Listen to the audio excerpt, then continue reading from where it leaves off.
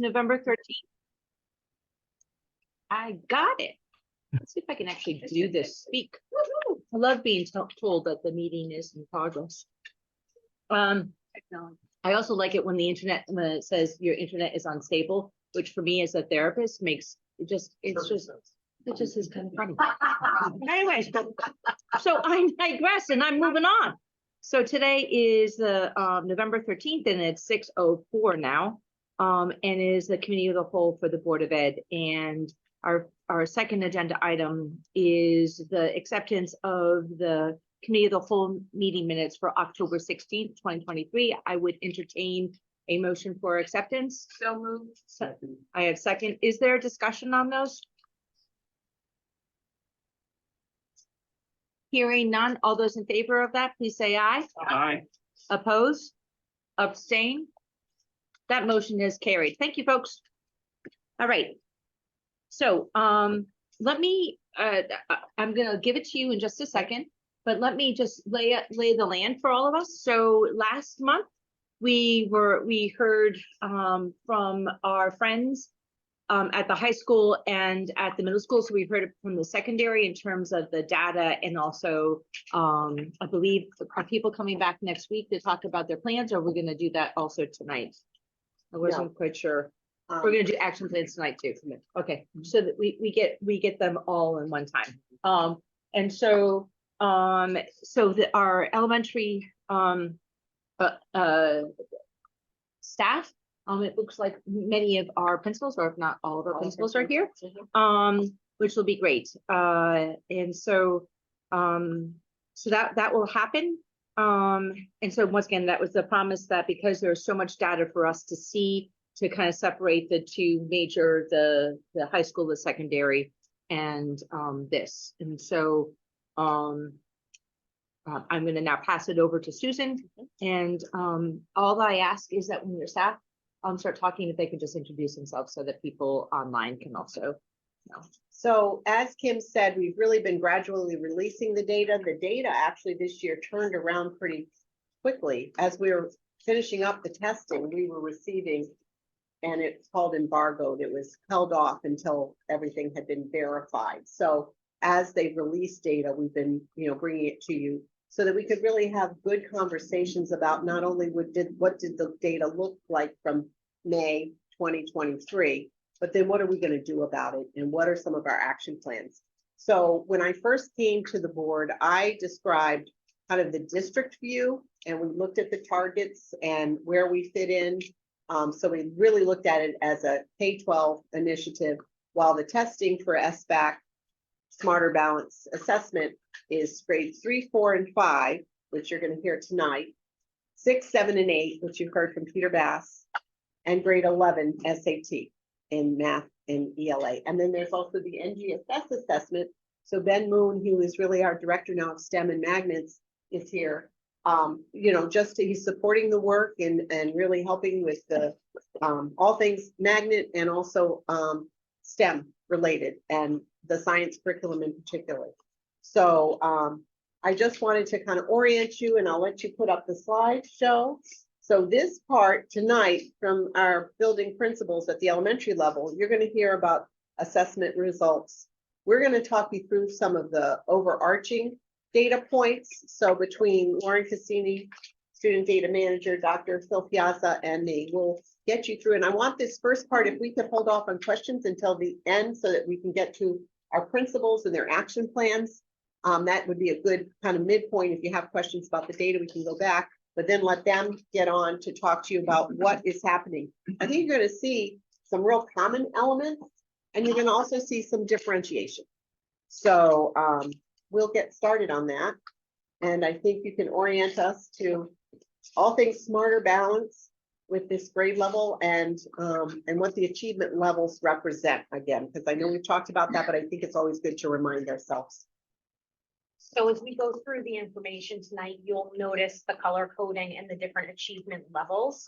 And these are according to grade level standards. So whenever you're looking at, for example, grade 3, and we're talking about students who are meeting grade 3 standards, that's exactly what we're talking about. We're talking about those grade 3 standards. So you'll be able to see those. When we think about, if you hear it referred to as benchmark, we're also talking about the kids that are meeting standards and exceeding standards, which is your level 3 and 4 on Smarter Balance for grades 3, 4, and 5, which is what we'll cover tonight. However, the level 2, which is the approaching, when we talk about the level 2, those are our students who are nearly there. They're almost at that benchmark. They may be just a few points off, because it's based on a scale score, and with some supports, we can get them to where they need to be for the next year. Okay, versus our kiddos who may not be meeting the benchmark, which is that level 1, and those kiddos really rely on some substantial support to get them to move forward and get them to the next grade level. But I think all in all, what we'd like to see when we're measuring cohorts, and cohorts are difficult to measure here in Groton because of the coming in and out of not only this, within the state, but outside the state. So, but trying to get a measured cohort and looking at, are they making growth? So that's the kind of work that our principals are working on in their own data teams, knowing who those kids are, knowing, what they were able to achieve and what they weren't able, and using that data then to inform what needs to happen for this year. Could you just review again, what is the time frame that these tests were given? Just so that the public knows, this is the result of when. May 2023. All right, so last year, at the Yep. end of last year's, Right. and that's. So when we Okay. talk, I'm glad you brought that up, because grades 3, 4, and 5 actually are our 4th, 5th, and 6th graders now. Right. Thank you. So the first part of the Smarter Balanced assessment, which is SBAC, for grades 3 through 5. This is just the overall information. We had 893 students who took the ELA portion of the assessment. And you can see the count is at the top and the percentage of students who met or was at each area, each level is at the bottom. And so we have 53% of our students in grades 3, 4, and 5 that have either met or exceeded the benchmark. And we have that 21% that's just on that cusp of moving into grade level standards. And one of the things that I noticed right away is everything seems to be divided in quarters, pretty much, plus or minus a few percentage points. And you'll see that kind of pattern all the way through. I think you had said that too, Jamie, even in our different schools. So it's kind of interesting to see that. So learning these quartiles, so anybody who's up to 25 points below their standard is approaching anybody who's. So how do you understand what that means? So it's really just a description. It's a descriptor level, does not meet approaching. So when you think about meeting and exceeding, those are kids who are at their mastered their grade level standards or above. When we look at that approaching, it's all based on a scale score and where they fall within that scale score. It's a range for each level and for each grade. So depending on what grade you are, your scale score for ELA could be in like a little bucket. I don't know how else to describe it. I think would be the best way. If it falls into these buckets, this level 1 bucket, this level 2 bucket, and I can give you that. I can send that to you maybe to help just kind of visualize what I'm talking about. But they're basically like buckets, and they're dependent on grade level and performance based on that grade level. And it could be they could have missed one question or a few questions, or they could be, closer on the does not meet side within a year away from, nearly a year away. So keep in mind, because there's different standards or strands that we look at, and the building admin you'll get a little taste of that in some of their data that they will be sharing with you. But there's different strands that go along with the ELA. So there's listening, for example, there's research and writing. And so depending on which strand they're working in, some kids could fall into that meets bucket on listening, but then maybe falls into the approaching bucket on research and writing. And so it's this average, they come up with this average of that scale score to determine, oh, you're a level 1, you're a level 2. So it's not real clean and cut and dry. But I'd be happy to sit with you and can show you what I mean so you can picture it. Okay. So Matthew, when you have a question, if you could just raise your voice, because there was something on the chat from Bev that she was not able to hear your, I think too. We can because probably this move that is- microphone. Needs to be moved over. or we could just mute the microphone. Cool. But I know, This next slide, you've seen these in years past. Obviously, we're looking at our scores and we're focused on helping our students, meet their own personal growth targets. But it's great to at least see where we match up in terms of other schools in our district reference group. That's DRG, used to be our economic reference group. It is a way to compare our school to others in our, that have the same socioeconomic makeup of as Groton. So as you can see, this is a positive slide in that we are all the way to the right. We are above all the other schools in our DIRG, and we highlighted where the state average is as well. And you can see we're 4 percentage points above that as well. And we'll look at our DIRG comparisons throughout the presentation. And so here is our English language arts data broken into grade levels across the district. Again, in your packets that were sent to you on Friday, it does have the individual schools for your enjoyment. At a different but the time. principals But will the address those. Principals yeah. will be addressing that as well, so. But again, going back to what Susan had said, it's just the pattern and the trend that overall you see that it's really broken up pretty evenly throughout the three levels.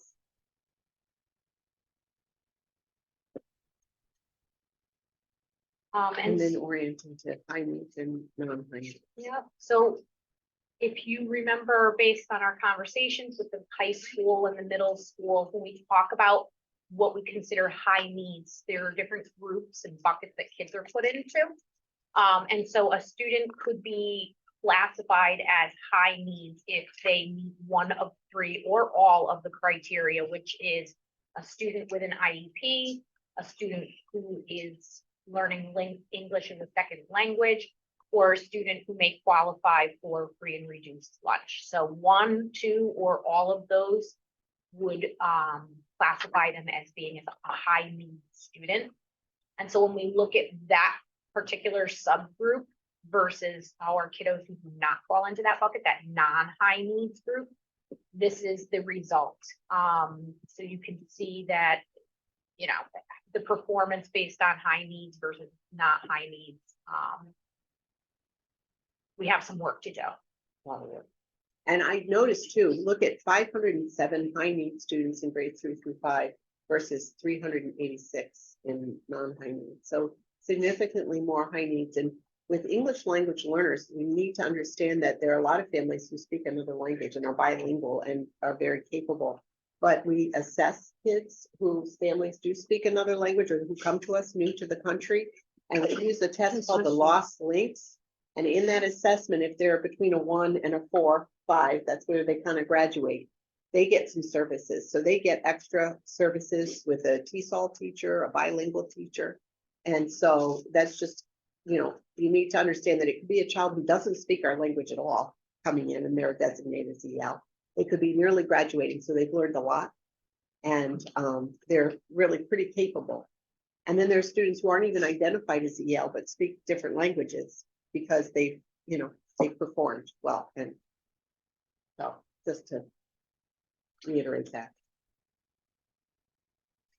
And so I know in the past you have asked to look at that particular subgroup of high need students and break it out a little bit more for you. And so when you're looking at this particular slide, I think the most important thing to note here is that the free and reduced lunch, when you see those numbers, those are students that strictly qualify for free and reduced lunch. That number does not include if it is a student who may qualify for free and reduced lunch and have an IEP or is learning a second language. We tease that out for you because I know you've asked in the past.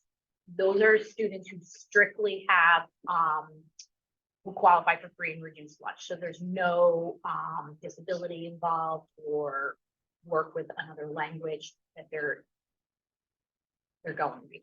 Can I ask a clarifying question? Thank you, my love. So, but what you're saying to that, just to flip it, is that in the special ed or the English learners, those, there could be people who are free and reduced lunch in that. Got it. Yes. And you said there were only 8 kids that were both English language learners and special ed. Yes. Yep. So that there wasn't a whole lot of cross in between those two. So that's of the students that were tested in grades 3 through 5, 8 students qualified as being a student of English learner and having an IEP. So if you have somebody that falls into one of two categories, or falls into two categories, how do you determine what the thought is for the person? So again, with the free and reduced, I can tease that group out. Right, so that's just, those are just That's, free and reduced. yes. For the students who qualify for special education or as English learners, I can tell you which one has an IEP, which one is labeled as an English learner, but it makes it very difficult just because of the privacy rules and laws around free and reduced. Who, like, I wasn't able to quite tease that out, who those kids were. Did I answer that question? I see now, because I added up what was here, what the previous pages, it's 507, No. 515, that's the old class. Right. Yes. Good job. Yeah.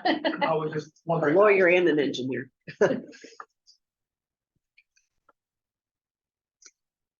So looking at our math assessments, our totals are similar. Again, if you look at the top, that's the count, that's the number of students from grades 3 through 5 who took the math portion of the Smarter Balance assessment. The bottom is the percentage of that group that and how they performed. And you can see that it's a pretty even shakeout across the levels again. So when we're looking at who's meeting and exceeding, 49% of our population are meeting or exceeding. And 26% are, again, right on that cusp. You And see the quarters again. within Yeah. that band of with minimal supports, they should be able to catch up and be on track for the next grade level. Absolutely. Is it a clarifying question? Because we really did. Thank you, my love.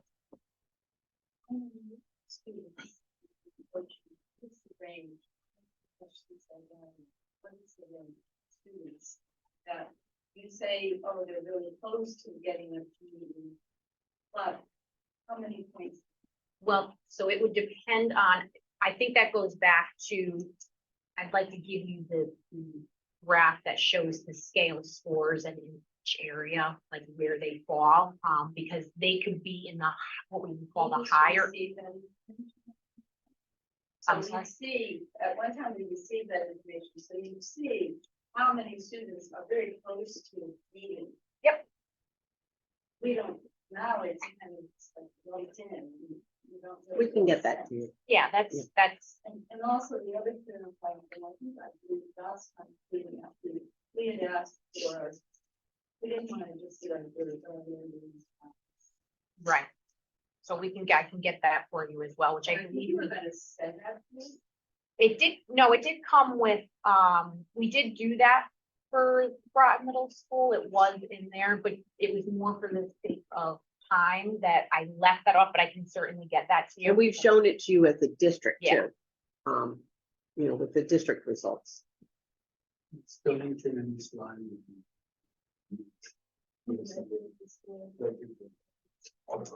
Surrounding times.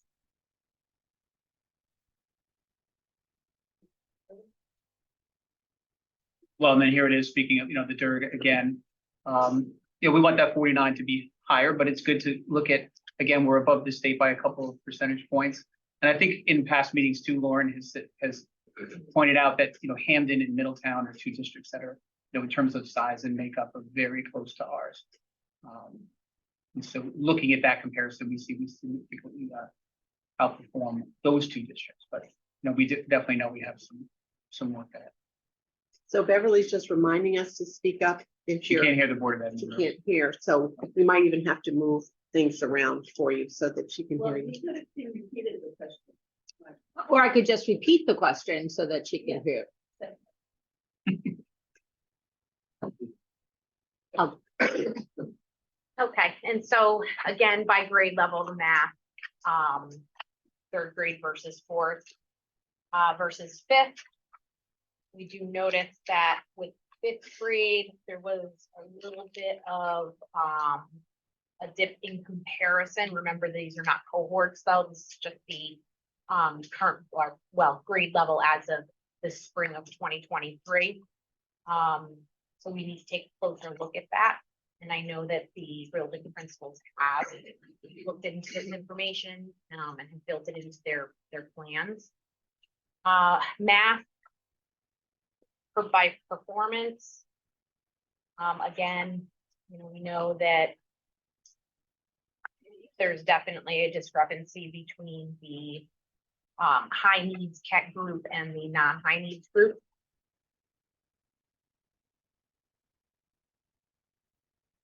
And again, here are the groups broken down further. As a reminder that the free and reduced lunch is just that. It does not include any other potential category, meaning an IEP or English learner.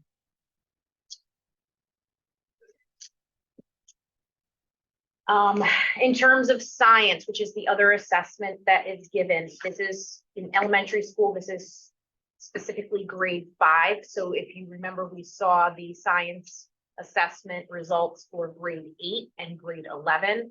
So it's given 3 times throughout the course of the student's career. So 5th, 8th, and 11th grade. So this is the 5th grade results. You can see that 52% of our students were at or above the standards for science. And if you're looking at this, just kind of orient you to it, the percentage performance distribution percent is on the left. So that's the percentage of each group. And then on the right is the count for the number of students. Just to point out on this slide, the one you have in your packet, the shaded bars are incorrect. They're just one over to the left. So the ones that you're looking at up on the board are the correct ones. We highlight Groton in the state as on the previous slides. So I apologize for that error. Again, we fall slightly above the state and not as far to the right as we'd like to be. Look on the one that's on the board. not Oh, okay. On the sheet, Killingly and the state are shaded. Yeah. So that was just an error. Okay.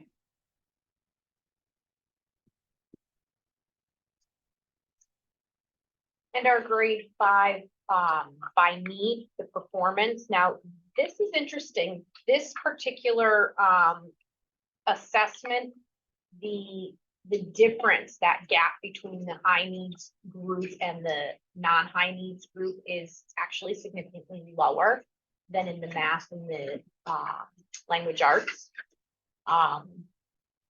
which was an interesting point and something to look closely at. And I know that under Ben's leadership, he's working to improve our math, our science curriculum, our science assessment results. So we're looking forward to that work. And I would say, we have several slides that we gave you. See if you were smart as a 5th grader. So we had the ELA, SBAC, and the science and the math. The science is one that's most comprehensive because it requires reading, writing, interpreting, graphing, answering these questions. It really has it all. And then even the manipulation, sometimes they're actually doing science online, kind of mini labs in order to get to the answer. So it really calls on all of their abilities. So to see that they were able to succeed like this, and of course we always want it to get better. So we're always looking. We weren't thrilled with these results, but we know what they are and we know what we need to do about them. So I don't know if you wanted to say anything then to talk to that, but the test is quite interesting. Yeah, I guess the only other thing to add about science that makes it a little bit different is that it's cumulative. So because it's tested in grade 5 at elementary, there's actually 3rd and 4th grade content on that test as well, which is a little bit different. So, like, And same with eighth, it's also And same 6th, with 7th, and 8th. yeah, so not only do kids have to read, they have to be, mathematically strong, they have to know their science practices, but they've also got to recall content that they've learned in the course of. Fortunately, the state provides interim assessments, which we have really bought into. You're gonna see that when the principals do their talk. But that's something that's really important, that they have those interim assessments, especially in science, in the 3rd grade, in the 4th grade, and then in the 5th grade. So no one grade level has to get them ready. We want that to be continuous knowledge. Principal Dauphiné. Hi, that's right. So Chris Dauphiné, principal of Catherine Kolnaski Magnet School. Just to start with a little bit of information that I know is the same for all of us, so maybe everybody doesn't, won't have to repeat it. But we all meet with our school data teams at Kolnaski. It's a group of, I think, about 12 teachers. And the administration, I'm sure it's probably about the same in every building. And we analyze not only our SBAC data and our SEL climate data, but we also look at our other data from within the school, and we look for trends, we look for things that stand out, so that we can determine our action plans. We disaggregate our data, not just by high needs and not high needs, but we're looking at our scores by gender, by ethnicity, by the growth that our students make. And so that we can really tease out those areas that we need to focus on. For CK, the things that really stood out that connected were our students need to build their comprehension skills in reading. In math, it's really that analyzing problems and communicating their thinking.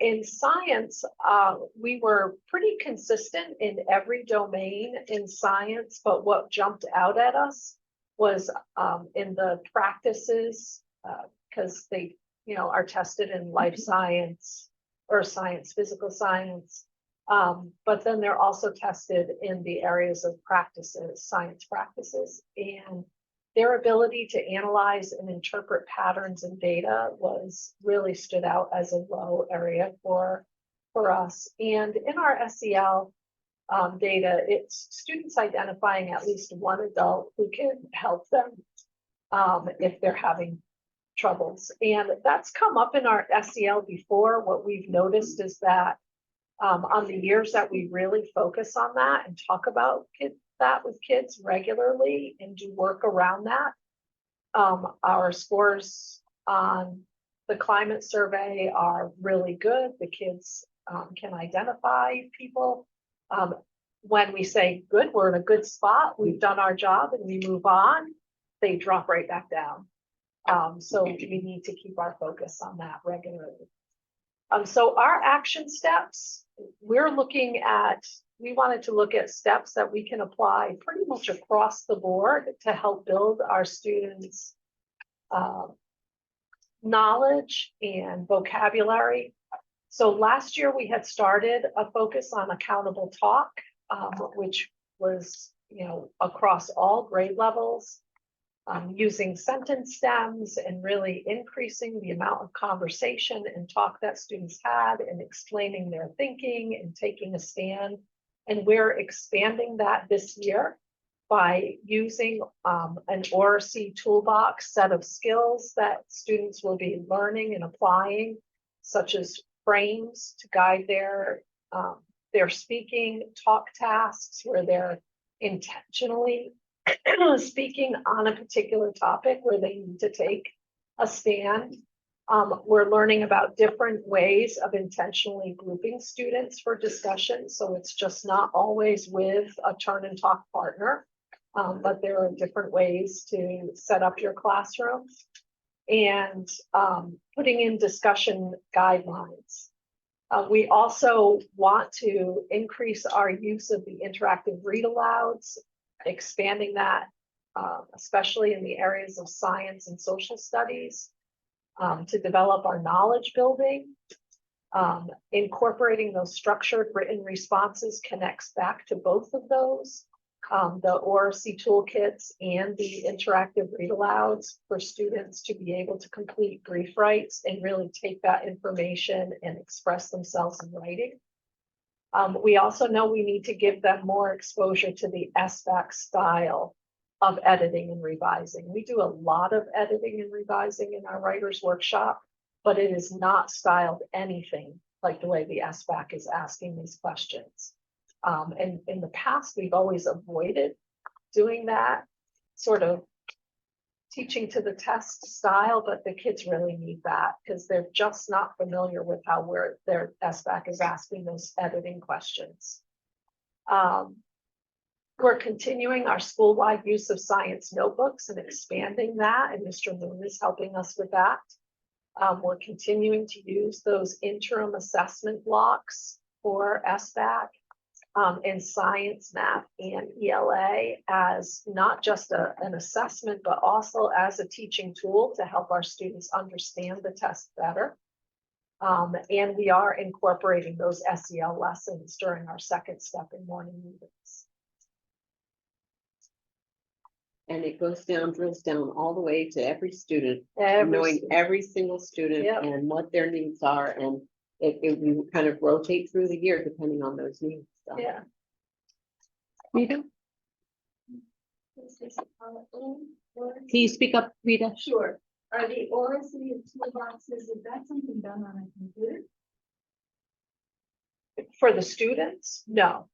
No, it's like a set of skills to help kids develop their ability to explain their thinking, to take a stand on or a position on a topic, and then also, you know, defend your position, provide evidence for why you think that, learning how to respectfully disagree, or how to present a different opinion.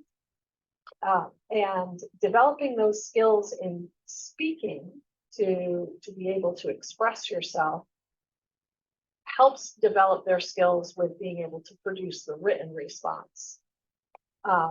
Because we find that particularly in the area of math, our students, they know what they're doing when they're working out the math problems, but to explain it, and on the test, you have to be able to explain what you did. They need to really have a lot of practice with using that vocabulary, using that math language to explain what they're doing. So they need to be able to speak it before they can write it. So the question that Rita asked that Chris answered was whether the ORC program was a computer program, and it's not. No, A set of skills. it's a set of skills. It's a fun word to say. ORC. Isn't it? It is. Thank you, Chris. Also maybe about 2 years of data, even though I know it's not the same, I would just like to see the data to understand the scores. So the past 2 years. We Well, have, 1 year they didn't have, yeah, a couple of years, we didn't really, like last year they did. last year we did. So could we have the comparison? Yes, we can do that. And maybe we can find out. So 2019 was the year before COVID. Yes. So that we do have to. And I think I showcased all of that when we did the district view. So we have that too, district wide. So I did show it, just was so long ago that you saw it. It's nice to see the comparison. Yeah, I guess it makes more sense. Hi, I'm Seth Okay. Danner, principal for Charles Barnum. So we picked a few things out, kind of like Chris said, we use a variety of data, not just one data point. So we've got a bunch of different things up here, but we're using lots of information from lots of different places. So we're focusing on phonics this year. That's a big piece. And just last week, some of the older grades, because we're focusing on K-3, 4 and 5 is asking to step in. We've got 3 teachers in 4th that want to go see it because spelling is an issue. But spelling is an issue. And it's just breaking the words apart. So fourth is actually going to go learn from first. We're going to cover some of those things. And one of the fifth grade teachers has to do that as well. And written response, Chris alluded to this, it doesn't matter if it's math or if it's reading, like the written responses always need to be worked on. It's a constant battle for, getting them to explain more and to go further in depth and expand on whatever it is that they're doing rather than a one-word answer. So we're focusing on that. Fluency for math, that's always it. If you know the basic computation, it makes everything else much easier. And it's a big focus for us. So we've got things posted around the building, and we've done some testing or assessments at the beginning of the year. And for both of those, it says right there using the interims. We fell behind in the ELA interims last year, so we want to make sure that we don't do that this year. But we kept up pretty well with the math one. So it's like Chris alluded to. We don't want to teach to the test because that's not really appropriate. We want them to have the knowledge. But at the same time, when we're doing stuff in class, if it's not mimicking what the test has or asks them, it makes it very difficult because the style is not the same. So we've broken them up, and the specialists have to spread them out throughout the course of the year. So sticking to that. But, last year we started with our SEL with a trusted adult in the building, and some of our climate survey came back and said that the children weren't being nice to each other. It happens. But that was a big thing for staff. So we put a lot of effort into that this year as far as not only will we identify the trusted adult in the building and who students can go to, but what the next steps are for once it's been identified. We did good at identifying it last year. I had a bunch of notes on my board saying I was a trusted adult for some kids, but then we never went further after that. So we continually working through that problem. If they're not available for learning SEL, it's a huge piece, then they're not going to do well on the test. It's just what it is. I should have changed that to action steps down at the bottom, but our child study team process is still evolving. We fell behind a little bit in that last year, so we revised that and it's a big team. We have the child study team can do SEL, it can do math, it can do reading. It's that process before we move to 504s and before we move to IEPs and special ed. It's back in. It wasn't in our schedule. It's now back in the schedule every week or every other week, depending on the need for the grade level. So it's been a big thing. It has a lot of team members that are involved with it. And also on that day, we combined it with our schedule for a push-in day. So intervention teachers are pushing in on Wednesdays to the classroom so that they can see what's going on in the classroom. Because what we were finding is what they were doing when they were pulled out for a small group intervention wasn't the same thing that was happening in the small group in the classroom, and that connection is there. So it's been a big shift in our schedule. It's a little bit of a rocky start. I'll just leave it at that, but it's there. So we're going to keep plugging away at it, see how it goes. We swapped the Dibbles M class this year, and we've got that data point, and we've got some stuff to do as we walk through the rest of this year. And we'll continue to monitor that. That's been a big piece. So that took a while to get going, and we had to redo some of it at the beginning, but it seems to be adding to the data that we're using for our child study. We just did a phonics walkthrough today for grades K and 2. And that's just basically a walkthrough to see how things are going, and that's gone pretty well. I know that some of the upper grade level teachers want to see what's going on in some of that stuff. For our SEL team, that's a big part of it. We continue with the Playmaker project. It was formally, we just identified it as the likelihood stuff. We moved into tests. I think you did that last year, right? You started it last year, I think. Nothing. Yeah. So what is DESA? Oh, somebody tell me what it stands for. I know what it is. Deborah, emotional. Capture. The Playmaker project is like our SEL stuff, the superpowers that we celebrate each month. And then the That's for ELA. So that's our new universal screener from this Amplify that's been recommended by the state. We've always used Dibbles, but this also gives us intervention opportunities and data to organize for these CSTs and for PPTs. And specific lessons. I think that, board members. Right. We've got that on our list of things to make sure we get. Yeah, good question. So, Yeah. Rita just asked a variety of clarifying questions on the mid-class and Dibbles, which is our universal, this is to see if I'm paying attention, our universal screener.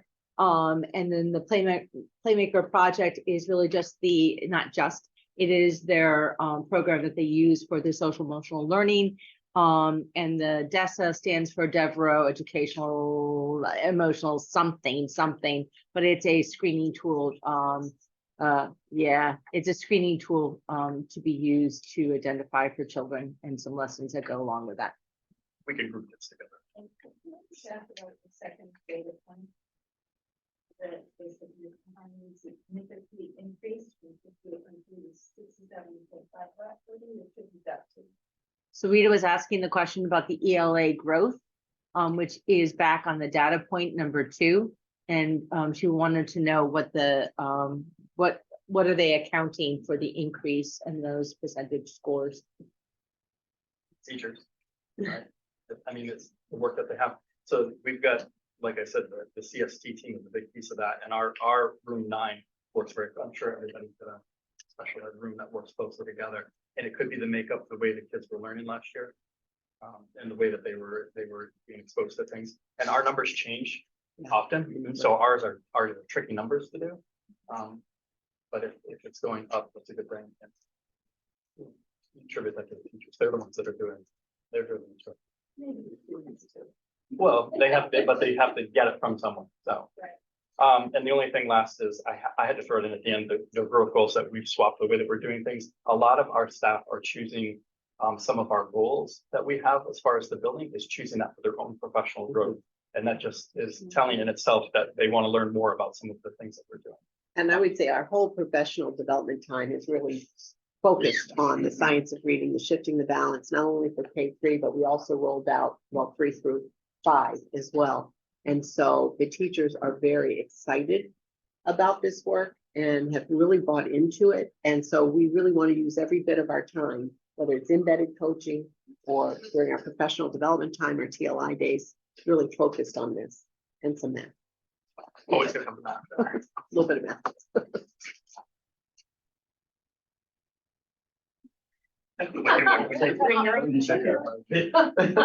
BYOC. We're all sick. Yeah.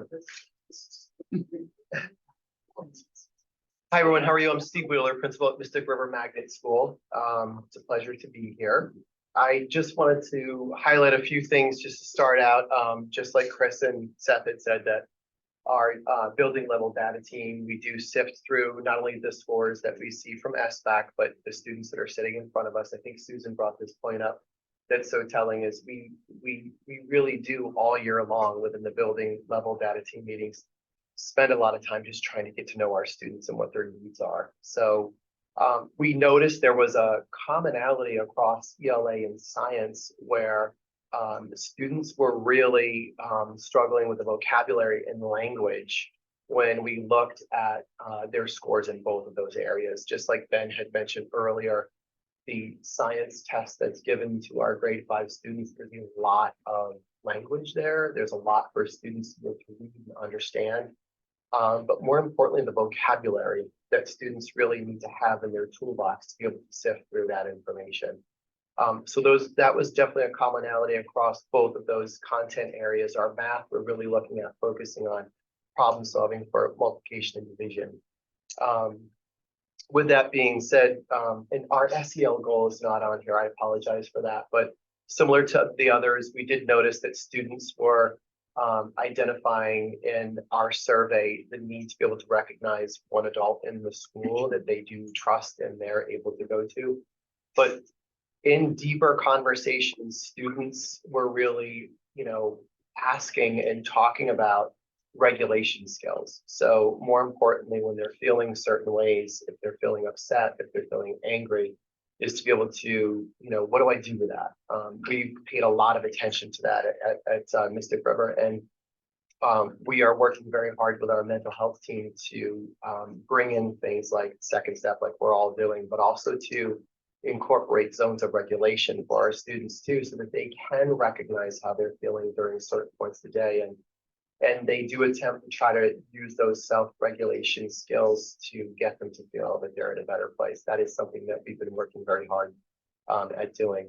Seth mentioned before, we have some commonalities with our superpowers that we're using building-wide and our community meetings that we pull all of our students together and we focus on those superpowers. DESA is something that we're using as well this year. I think one of the things that was mentioned is it provides a lot of data for us to look at for our students with social and emotional needs, and we can group students based on what those skills are. We're really looking hard at finding ways to be able to provide small group work, either with our SEL tutors or our school social worker and psychologists, to be able to meet in small groups to work on those skills. So just another way for us to look at needs of our students and ways to help out. Just moving on with our action steps, we really want to utilize our numeracy screener that's new to us this year for all grades K-5 students. It'll be administered 3 times yearly. One of my assistant principals, Paul Padua, is a super math guy. So we are incorporating him with that process, and we're meeting monthly with our data team, our math data teams, and we're really, providing a focus on the needs of the students with that screener, but more importantly, looking at the results of the Dreambox goals that we have set up, and looking a bit closer at, those results from SBAC and our AABs. We have math interventionists like everybody else behind me in our building. So we're really looking at a coaching model, both not only for them, but for our ELA literacy specialists as well. It's a combination of pushing in and doing some co-teaching with classroom teachers, providing an opportunity to have additional small groups so that we're not just having one teacher meet with a group while other students are working independently. We're really looking at providing more additional group work through the co-teaching model. Same thing with our ELA coaching. We're looking at really shaping that to look different. The focus is really about building that student vocabulary, making connections to a variety of texts, and the intention is to really focus on the language for the stronger written responses that students really need. It's not just about understanding a question, it's then also looking at how do I formulate an answer, and do I have that skill and that bank set of vocabulary that will help me get to that answer. Seth mentioned it too. We are obviously having a focus on our phonics instruction as well, with K-2, and our literacy specialist is there to provide coaching and to push in as well. We also have walkthroughs that we have with Lisa Corcoran. I'm not sure what her title is, but she does come to our school, and we do a nice hyper focus with the admin as we walk through the building and we go through and look at that phonics instruction. I think a commonality that I'm hearing as folks are coming up to the table is the good phonics work that's being provided this year through UFly. The teachers are talking to each other. So as we meet with Lisa Corcoran at the building level, and we do ELA data team meetings, the teachers in K-2, it is so awesome to hear like this is working. They're bringing samples of student work. They're bringing sentence dictations, and they are super excited to see the phonics work. That's all leaking into the rest of the building. And we do have some needs that are in the upper grades, 3, 4, 5. So I don't want to say the word catch up, but it is, those teachers are also craving that work with their students. So we're going to continue to provide that for them and move on. We do, as well as the others, look at our SBAC IABs, both with science, math, and ELA, and we're using those as teaching tools to be able to look at how students are approaching problems, how they can interpret them, and that they're getting to an answer. I think one of the things that I wanted to kind of showcase tonight was that we do have a large population of students at Mystic River. We're up to 41 students. And we have a very we have 2 very skilled and competent EL tutors. They were former teachers.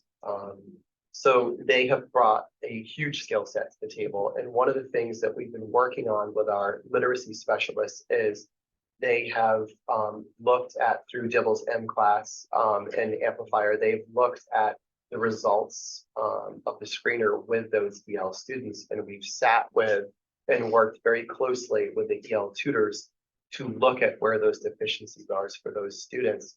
And as Susan, or maybe it was Seth that mentioned it, when that screener is administered, we're able to interpret the results. There's also a bank of resources and strategies that we can then provide for the EL tutors that are, in addition to the intervention, they are using that with those groups of EL students. So we felt like that was really important to spend the time to work with them because our population is high.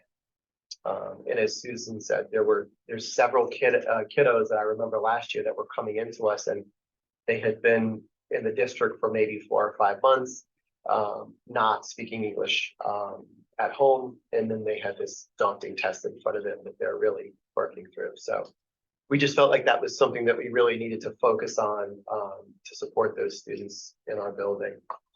Science as well, hyper focus on building that vocabulary, building that background knowledge. Chris had mentioned it, we're really focusing on the science workbooks, on the science notebooks to really hone in on the written responses and building vocabulary. Ben has come into the building once and he's scheduled to come back through and working with our grade 5 teachers with the intention of being very deliberate about, coming in and looking at student work samples as they work through the science curriculum, and to specifically look at reviewing some of those science IABs, as Susan alluded, that can be extremely rigorous. So I welcome Ben's support. I'm glad he's on board, and I feel like the teachers are very thrilled that he's here to support them as well on that venture. Rita, and if you could just speak louder. Sure. Steve, I have 2 questions. One, and for Ben also, how often do you get to go to the schools and talk about the science things? Is it once a week, once a month? Yeah, not as much as I would like, right? Like the more the better. Trying super hard to keep science, on teachers' radars, to keep their skills, their capacity built.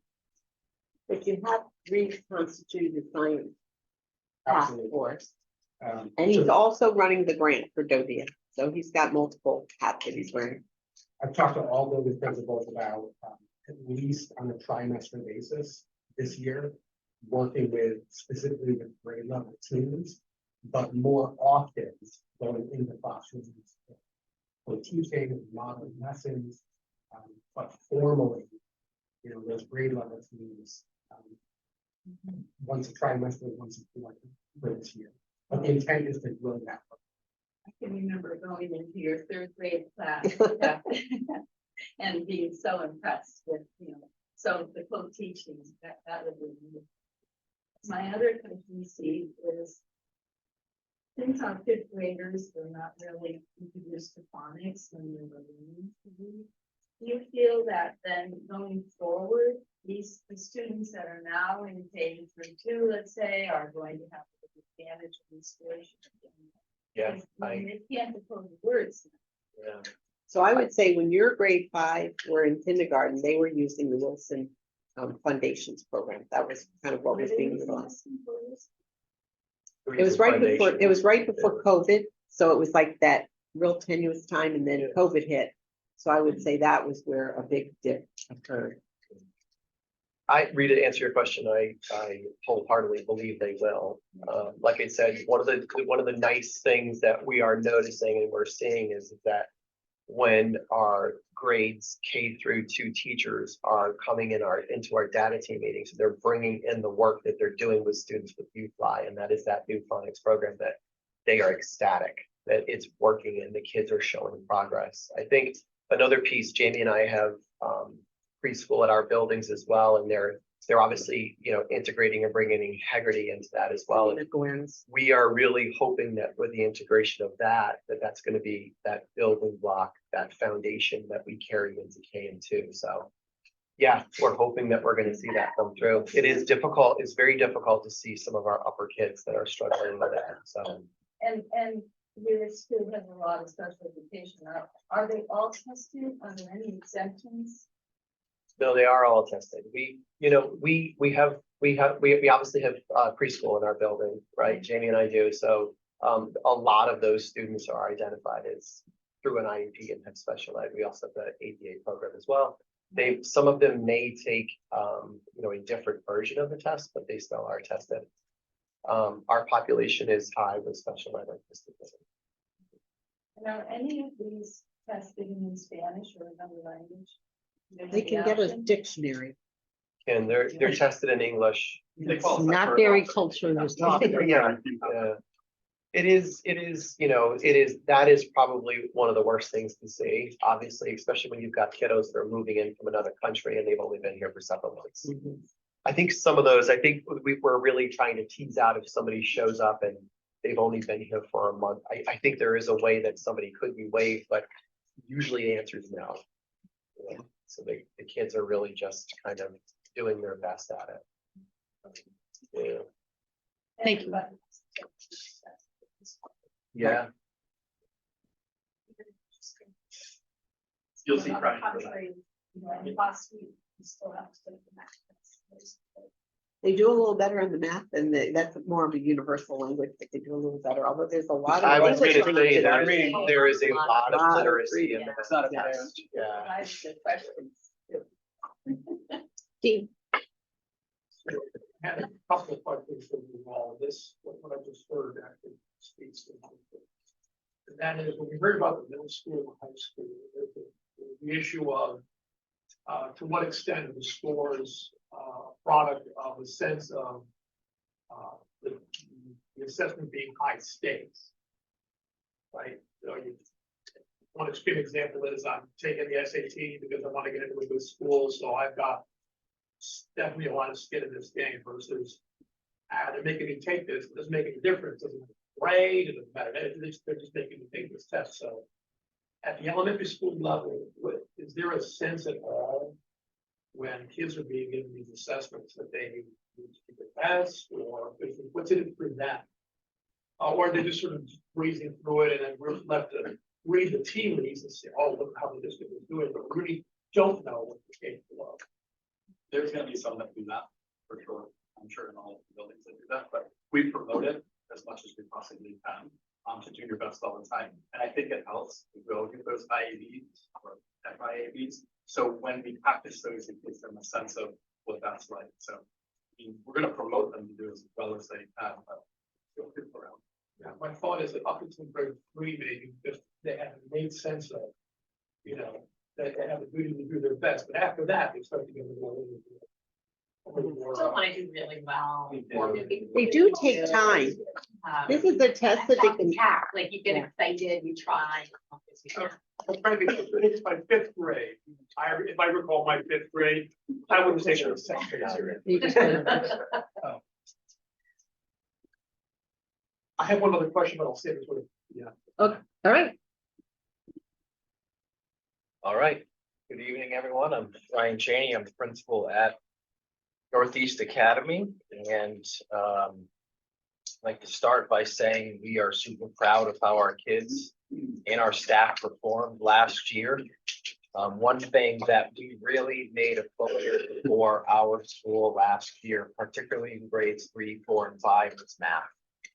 2 years ago, we had put a lot of stock into our reading scores, and we saw great growth in that area. And last year, really the focus was on math. So in terms of an area of focus for us, you've heard this terminology a number of times. We're going to continue to use these practice tests, the IABs, the FIABs. The F really just means focused. And those tests are a little bit different than the regular IABs because they really will just focus on 1 or 2 standards, whereas the others will focus on a couple more. We really put a lot of stock into using those tests to help us make decisions within our math workshop model. It allowed us to create applicable stations and centers for our kids, flexible groupings, and we use that information to support all students, whether they were high needs or non-high needs students. In reading, you've heard this used a couple of times already.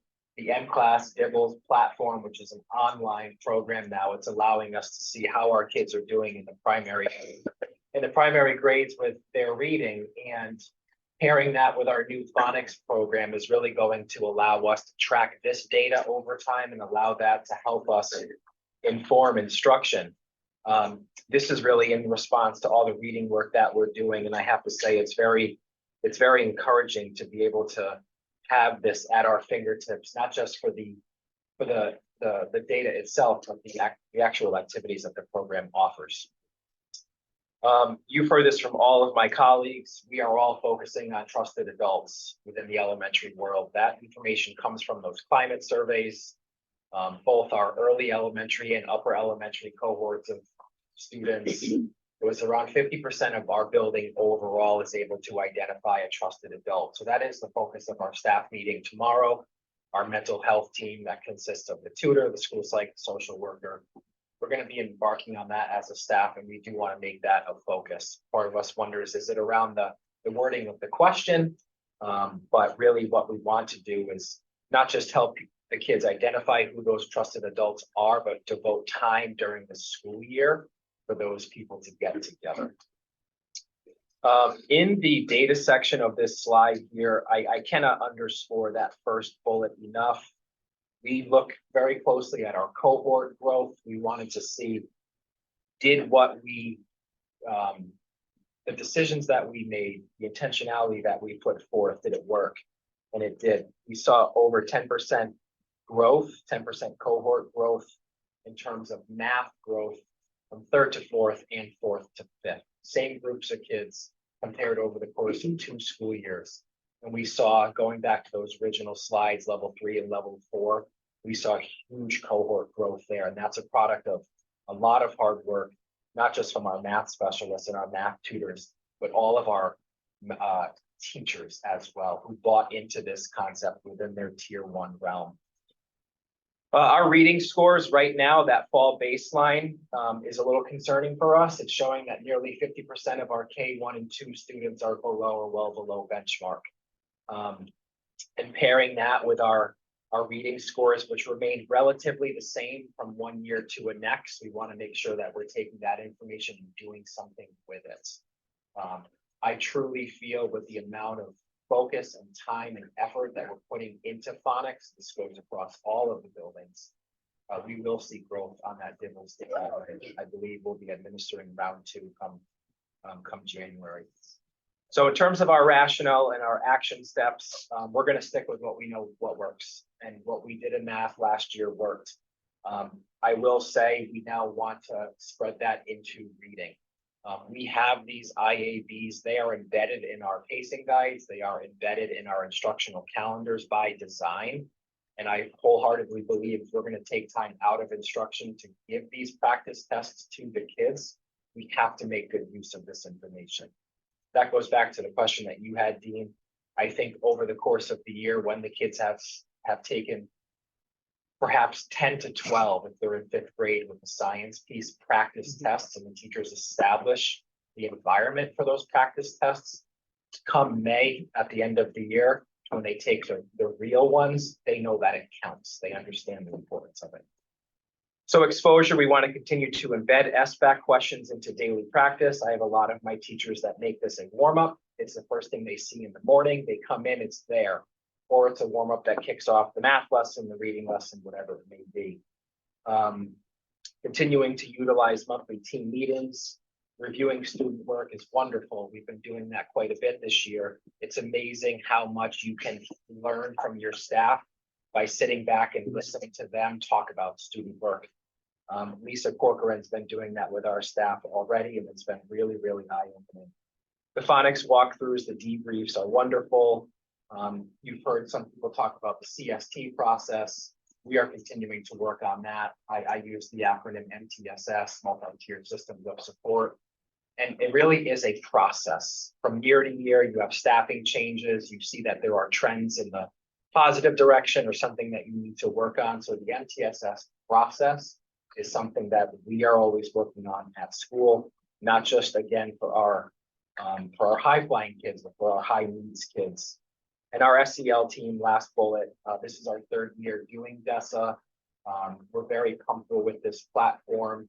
Our school psychologist tracks this data very closely, and we have been able to see that the kids that we have serviced through this online SEL screener have shown growth in the competencies, that the system itself looks at. So we've been happy to help others with this, and we're happy to keep this going in our building because it does really yield results. That's all I have. Thank you. Thank you, Ryan, and congratulations on distinction. Thank you. Hi. Jamie Giordano, Thames River Principal. So our area of focus, we really looked at the data to drive it. So our school data team just did, last, you're going to hear probably a lot of similarities with the other schools, but Chris did an amazing job with breaking down school data team and how you look at your data. So when you look at our data, we have a lot of students in that approaching area. So we kind of focused in on that. So looking at math, we want to increase students' competency in math. So we want them to, instead of sort of number grab, we want them to know why they're number grabbing, right? Why they're using that strategy, communicating the reasoning. So we looked at it, we had 55% in claim 3 approaching. So we wanted to bring those kids over and get them at and above. We know students can solve the problems, but we want them to be able to explain it to us. I was just in a 2nd grade class today, and student knew it was a triangle, but they had no idea why it was a triangle. Don't you know? So we want them to be able to explain it. Same thing with ELA. So we want to increase their comprehension, but claim 3 notoriously over the 3 years that we've been at Thames has come out as an area of need. Listening comprehension is a tricky part of the test. They have to listen without pictures and then answer really in-depth questions about it. So they have a snippet that might be science-based, a lot of them, and very hard to pay attention to. I've tried myself taking these, and so it's a trained thing that they have to sort of understand and listen to. And then some of the questions refer back to other questions. So it's tricky. It's time to practice it. So we're going to be working on that. With science, the data sort of spoke to, we just want to continue to grow in science. And we're focusing on science notebooks. I did some PD in August with that. Emma Rotner, our magnet coordinator, has also gone into classrooms and modeled science notebooks for classrooms that had not started it. And it's a way for students to be able to represent their thinking, bring in the science vocabulary. So it's a way we're going to be focused for science. Our SEL, it's a trend, trusted adult. Definitely, it came out of our data for our Safe School Climate Survey. And we want them to know what it actually means. And Chris, you're absolutely correct. If we don't say, I am a trusted adult, they may not have that language. So when they go to do the survey, oh wait, I have a trusted adult, but they're not using that word. And to go to them, we want to make sure that they know. So, yes. So how many trusted adults do you have in your? Every adult in our building is. In fact, I have a lovely trusted heart and I have it on my door. It's a curriculum we started 2 years ago, and it's interesting. So that's why we thought, wow, it'd be great. But we saw a dip last year from year to year in the trusted adult. And I wonder if it is because of the terminology, but we literally all have trusted and on our doors, and you can come to us. We say words like this, but now we really want to make sure we're focusing in on it. So we feel every adult in the building can be a trusted adult, but it's a matter of who a student feels really comfortable with. We actually had an assembly last week, and it's a focus this month for us to have trustworthiness. And students talked about who their trusted adult is at that point. So peer models were doing that. So students are hearing that language. I have a action step for that too. I can talk about that now if you want. So I can move to our action step on the bottom if you'd like. So we too are using the DESA data to help identify students in need, provide those resources. But as far as like the trusted piece, so we're increasing obviously the amount of lunch bunch opportunities. So not only are classroom teachers doing lunch bunch, but I was part of it. It was so much fun. Our literacy team holds lunch bunches too with certain grade levels. And it's just a matter of a different person besides their grade level teacher who is a trusted adult for them. So it's fun to do. So we're increasing those. But we're also increasing hopefully adult mentors. We have to just get more adult mentors, but also students will check in with other teachers. So they may have a 5th grade teacher checking in with a 2nd grade teacher because they had a really nice bond with them. So a mentor in that fashion too within the building. So that's also another way we're trying to do with trusted adults. I'll go back up to the beginning of the action steps. So yeah, one thing Chris was actually talking about is something we're trying desperately to thread through all of our curricular areas is that student discourse, having students talk about what they're learning. It's a life skill, right? Students can get an answer to anything these days, but they want to be able to formulate questions, talk to somebody, continue that discussion, and using academic vocabulary. We've been using sentence stems for that as well. Teachers will post them. I was actually in an art room where they were doing that too. When I take my turtles on the road, they'll fit in there. I take our, we have that turtle mascot. I'll go in and do a lesson with the turtles, and I encourage, I know it's fun, you should come see it. I encourage students to talk out, well, what are you wondering about? What are you noticing? And then they can sort of think more, because at that point, sometimes the student's not sure what they're thinking, but once they start talking to a peer, it helps them. Our SBAC style questions. We're doing 1 day a week where we are focusing on SBAC style, but it's also connected to the current topic that they're teaching, so it's not disjointed. But seeing that wording is definitely important for them. Grade 3, it's new, so we want to infuse it as much as we can. Speaking of infusing, this is a big push for us. We started this when we're infusing science topics. We're actually trying to do social studies as well into the particular area. So if you're learning about clouds in science, you're going to read about clouds, you're going to write about clouds. So it's really students are getting that deeper knowledge. Our math reasoning, so we're really embedding that in and making sure students are talking about their learning. One thing too is we start every lesson with a number string where I think we describe number strings to you, where it shows a pattern to warm up students, but then we want teachers to refer back to a strategy. So if a student is using an open number line later in a lesson, we want to say, oh, right, that's similar to a strategy we used in the number string. So it ties them back to their talking about their understanding of the different concepts in math. Phonics, you've heard a lot about phonics from my student colleagues, but we're also adding it into our 4th and 5th. Literacy teams are moving into classrooms during tier 1 and teaching phonics in center group style. So teacher will be meeting with a small group, but then our literacy team is also doing class of phonics in 4th, and then they're going to move to 5th. We're finding students are really struggling and coding and decoding those multisyllabic words, which they're going to see on the SBAC. We've had students read or seed on SBAC, but then when we go to do and see their writing, they're really struggling to spell. So we want to make sure that they're getting those lessons as well. Listening, practice the listening to different passages without that visual support so that they can get that understanding. So when they go to take the test, it's similar. IABs, you've heard, and we are definitely doing those and using them as teaching tools. We did one in the grade 3 a couple weeks ago, and definitely students were shocked by some of the questions. So seeing it and practicing it is definitely necessary. And then I explained about the DESA. So that's just some things we're doing. Rita. How many minutes a week are devoted to science and social? So we try, as I said, infuse it throughout the curriculum.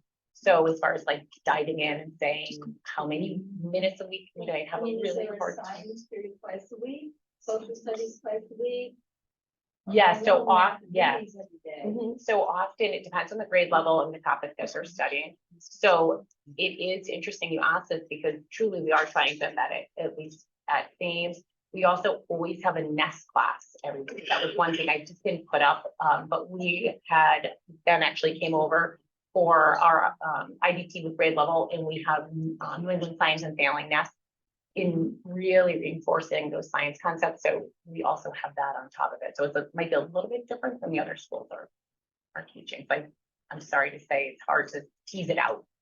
You know, Yeah. at one time they had those boxes that were from Rhode Island that had to be refilled. Yeah. all the time. Yep, the That's FOSS kit, no the longer FOSS kit. a consortium.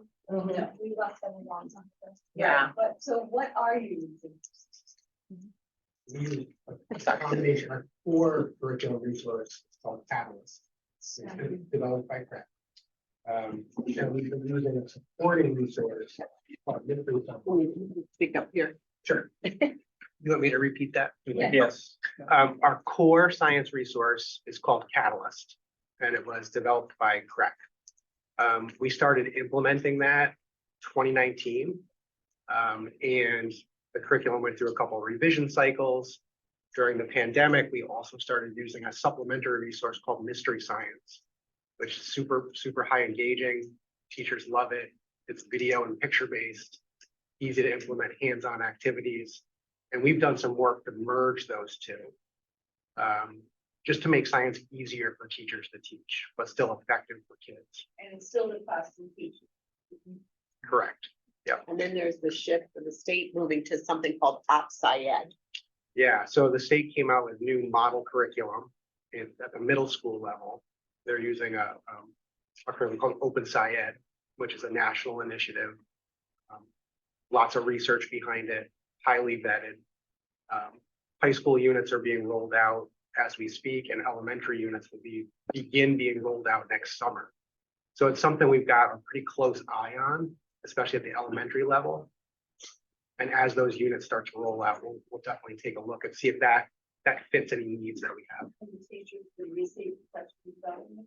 Absolutely, yeah. We've been doing professional development. We did science notebooking for teachers over the summer. We've got student discourse coming up for our science leadership team in January.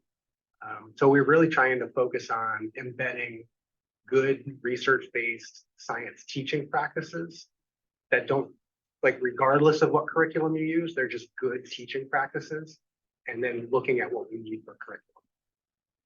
And I think going back to, instead of having things taught in silos, science versus social studies, to really wrap around our literacy movement with the shift of the balance to building knowledge in the science and social studies that we're teaching, so that we get more time, more bang for our buck. Kids are learning those multisyllabic words, that vocabulary that goes with the science, that goes with the, and they're reading, writing, researching, listening, speaking, doing all those things that they need to do. But I think it's going to really benefit our teachers so that they feel like it's more core and it's more doable, and the kids will be able to understand better that it's not deeper knowledge. Well, I just want to thank all of you. I know it's not easy. And I know the teachers are doing, with the thing and so thank you for supporting them. I'm gonna just, okay, so I will do Liz, Matt, and then Dean, and then I don't know if there's any one of us. Oh, you got- Oh, and William. All right, I just, there's a couple of things that came into my mind. First of all, I want to say thank you. Having taught sixth grade and, a little bit, I understand. There's a lot of things, moving parts, and that was a long time ago, and I can't imagine how you're doing it now. But anyway, I really wanted to know, how are we showing our parents not only what you're doing in school, but how are they, what can they do to support their kids? Because I think one of the pieces that we need to, constantly be cognizant of is, okay, we have them a certain amount of time, 6 hours a day. They're not necessarily, there's another component here to education, as we all know. So how are you getting this information out to parents? How are you reaching those parents who are not necessarily as engaged as others, because maybe they're working 3 jobs or something? I just want to know, I understand you've got, of course, electronic stuff, but what are some of your really outreach programs or outreach strategies? Thank you so much. Outreach, not enough coffee today. Outreach strategies that you're using to help parents understand the high stakes that we have here and how they can support their kids. I don't care who somebody answer. All you need to do is just come, and we have got a speaker that if you guys could just wheel your chair. Really, I was just gonna say real quick that, twice a year, we obviously have conferences. Right. That is a in-person experience for most all of our parents, and I feel like that is, we talk to teachers about, this is a super opportunity to be able to have the parents in front of you, be able to show student work samples, but also how they can be supported at their house and how they can take some of that away.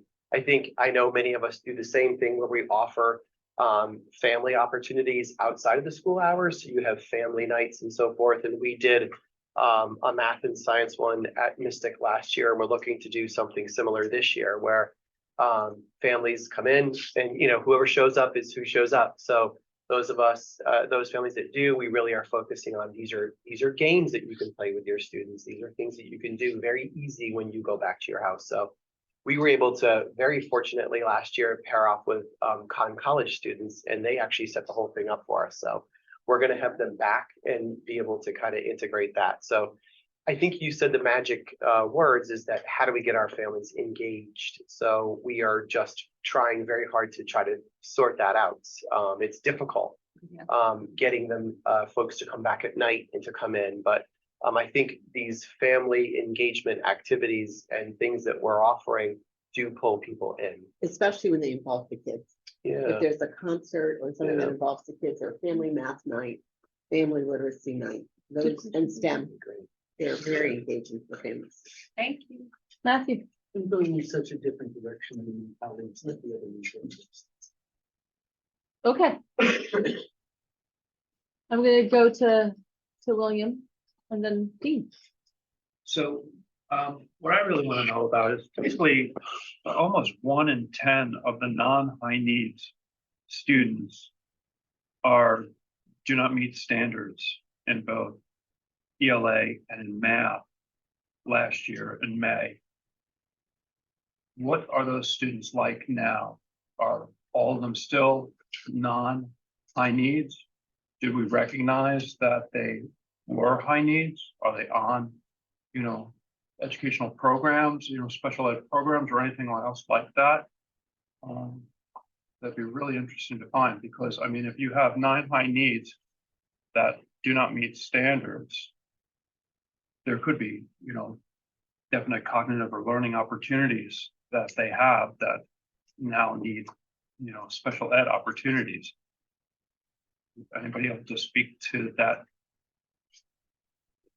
Yeah, I think some of the acronyms, because I feel like oftentimes we speak in acronyms in our world. Yeah, you've heard us use CST, you've heard us use MTSS, and really what that is revolving around those are kids that are receiving interventions. So they're getting extra support in addition to that tier 1 instruction that they're getting with their peers.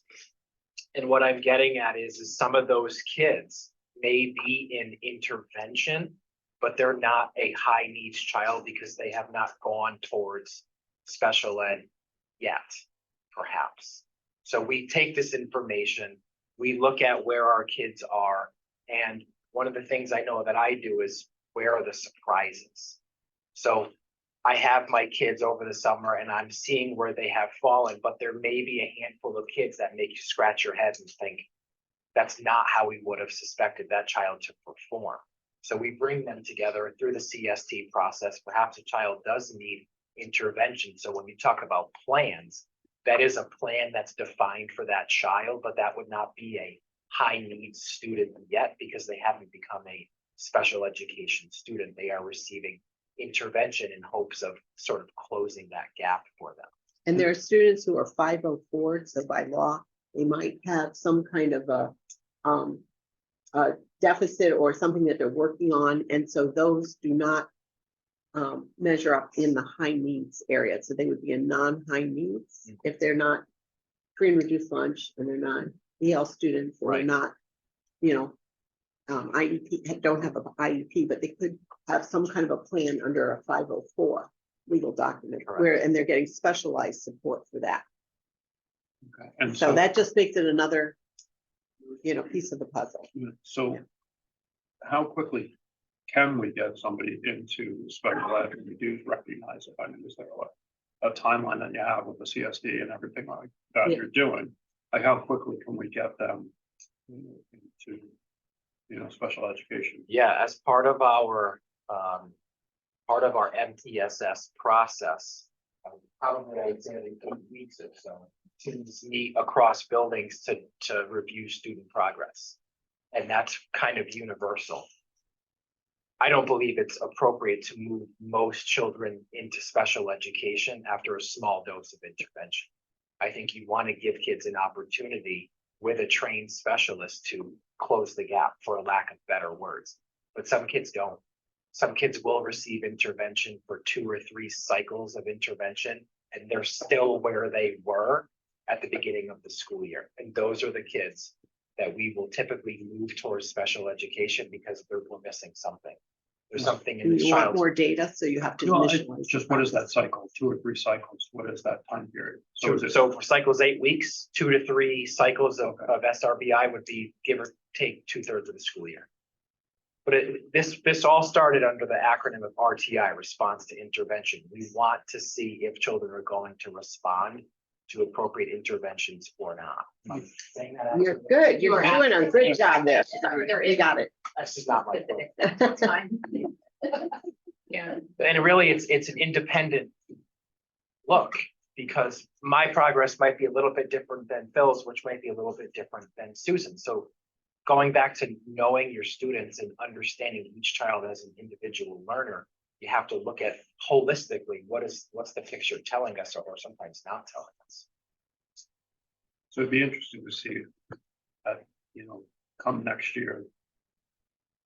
What students were that are in those, do not meet. They could be the same standards. students, Yeah, that 8%, I think 8-9% you're looking at. yeah, Or they could be different students, right. or maybe a combination, but we know at the school level, we know at the district level who those kids are. So difficult because this is one data point. And it could be just one really bad day that they had to take the test. Something terrible could have happened that morning. It could be that their parent refused EL services, so they're not an EL student, but they are an EL student. So they don't fall into your high needs category, but they are a high needs student. There's so many little bits and Variables. pieces Mhm. that go into every student who doesn't meet, and that's. Bless you. That's, and that's where us really diving into our data and like Ryan said, we look at those individual students and say, oh my gosh, what happened here? Or, because that's not what we expected the performance. Or, yes, I see exactly, this is where they are and this is where we're moving with them. But there's such a finesse to every single student. Everybody has a story. Dean? So. This general question with respect to. We divide the students up into high needs. Can you pass that over? Nope, He sorry. usually has a Hang on. good projected voice. It only goes so far. That's not bad. That's right. So for purposes of data presentation, for interpreting the tea leaves, as I said, we divide students up into high needs and non-high needs. And we define high needs logically, right? English learners, special education, free and reduced lunch. We may even be able to come up with other categories, but these are categories now. But I'm struck by, in all three of these areas, language, math, and science, that whereas the English learners and the special education groups are performed roughly the same, the free and reduced lunch group is radically different. Therefore, I question the utility in determining what's going on when we compare this bunch to the other bunch. I question the utility of grouping them together like this. Because once you say, well, these are all the high needs students, you hide whatever's going on down here. I could probably tease the data out. I just don't have time, I'm falling asleep. I'm just only getting 4 hours sleep last night. Maybe able to actually compare the free and reduced lunch to the non-high needs to see how similar or dissimilar they are. It's really more of a comment, I think of it. Yeah, just I question the utility of lumping them together like this. Because what does this tell you? Anyway.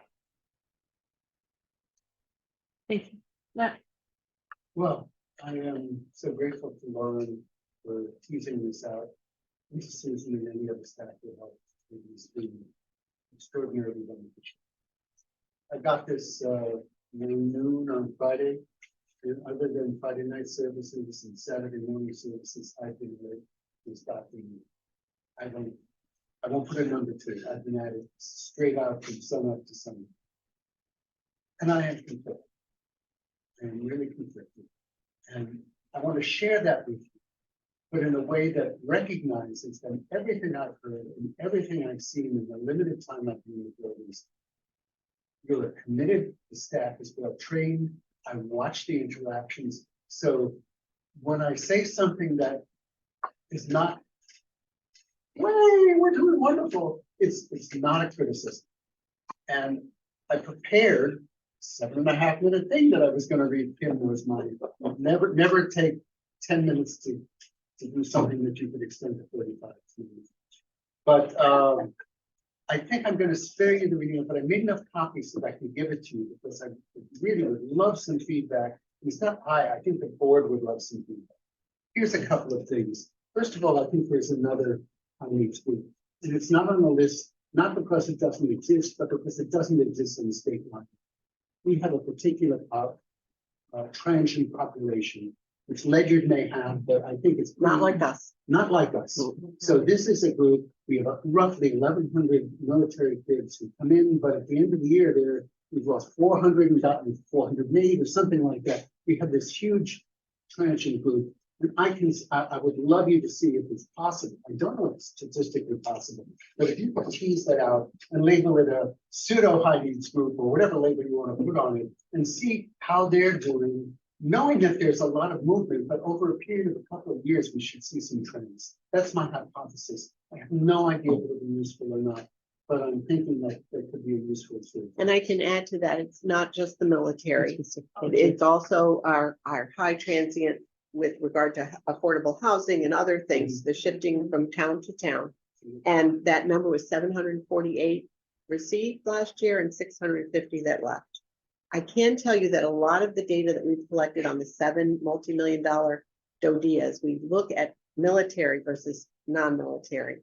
And strikingly, up until COVID, we were looking at that results and they were doing better than the average, the military.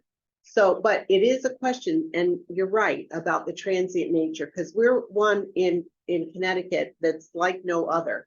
And it has to influence, it influences how we cohort to see growth, because they come in, they leave us, and we just don't know sometimes, unless they come back from Hawaii or somewhere. If I can go on, the other general statement was about approaching.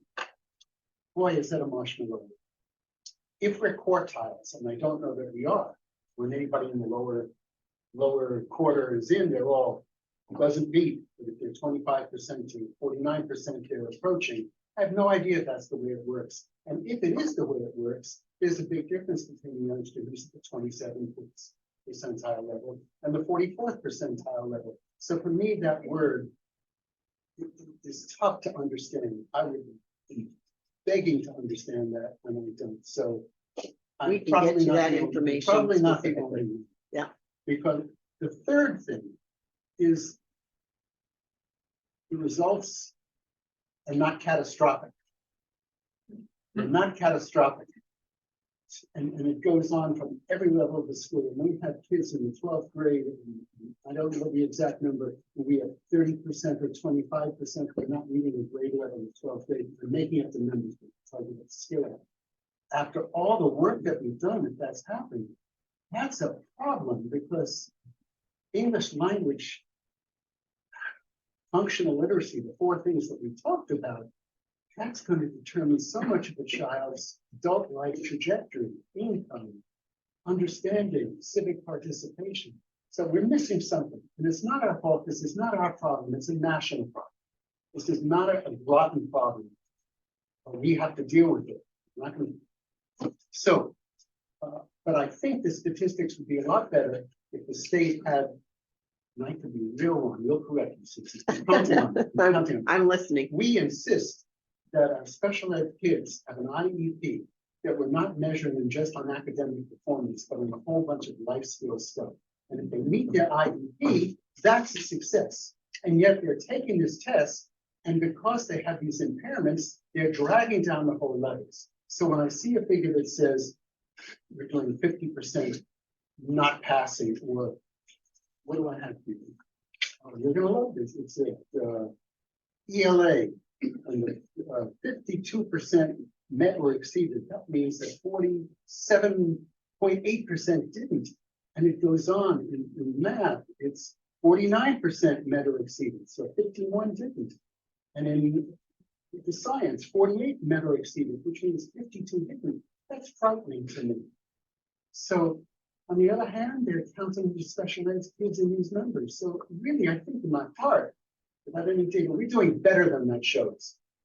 But the state's gonna force us to give the tests this year.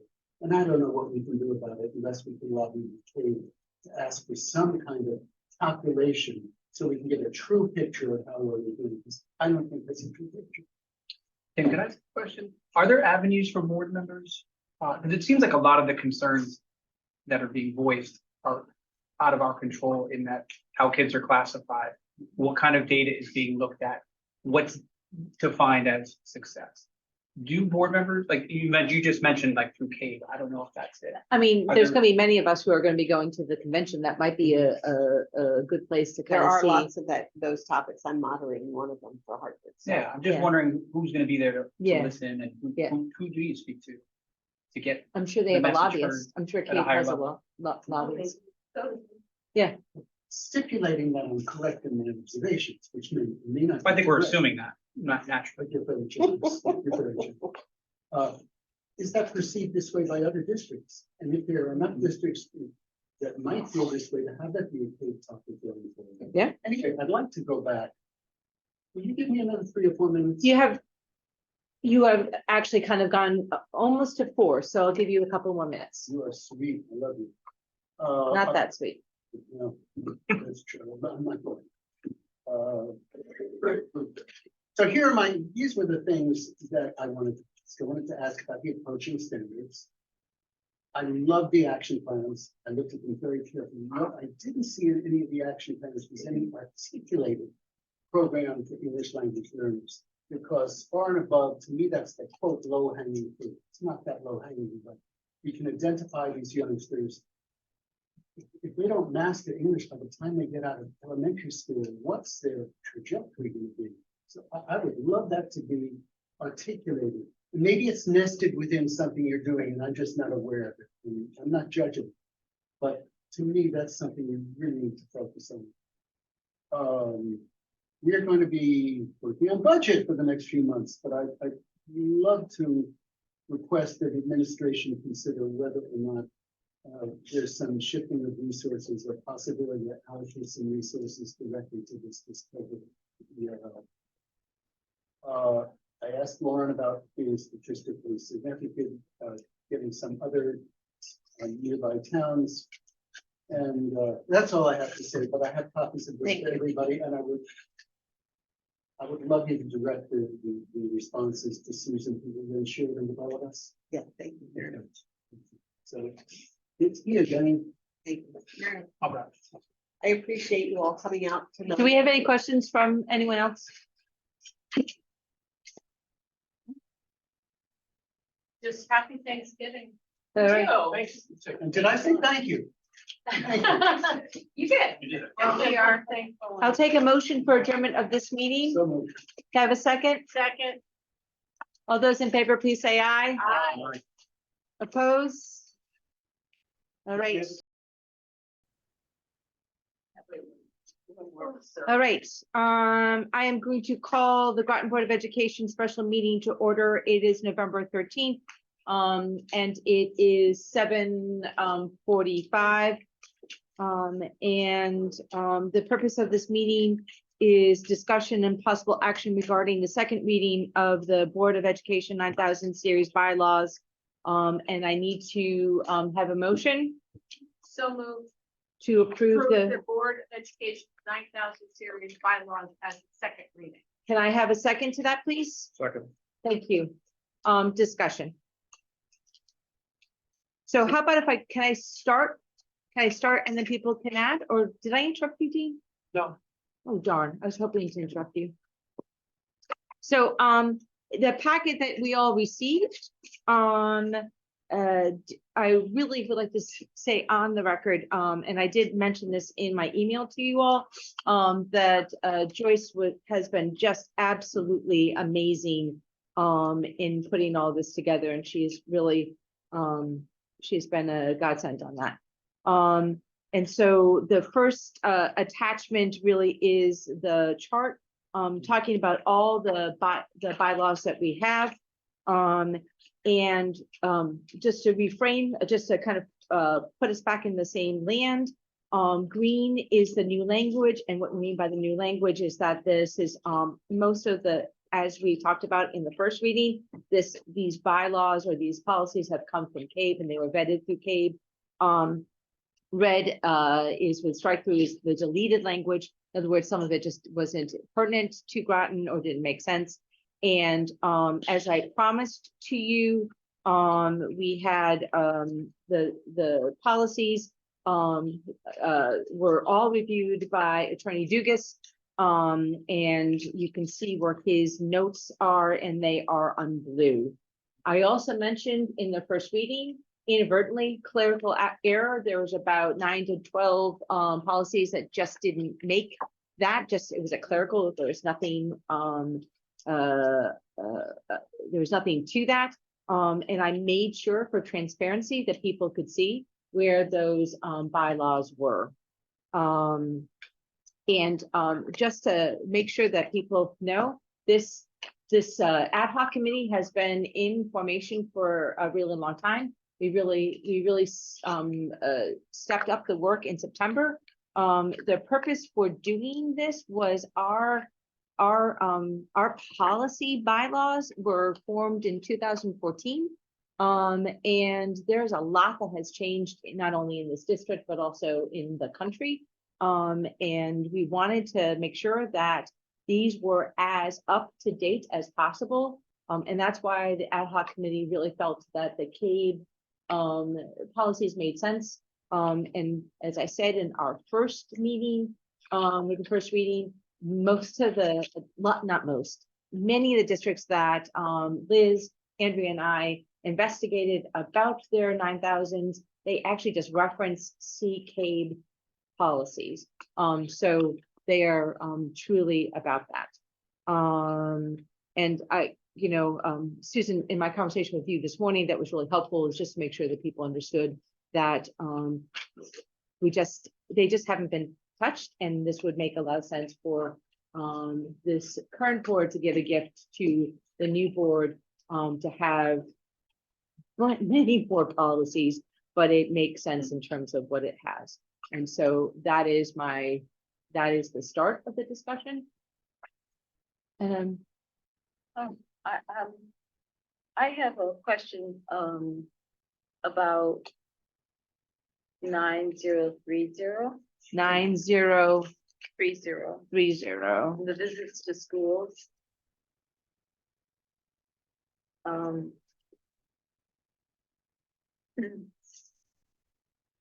In the past, we used to notify the principal and CC the superintendent.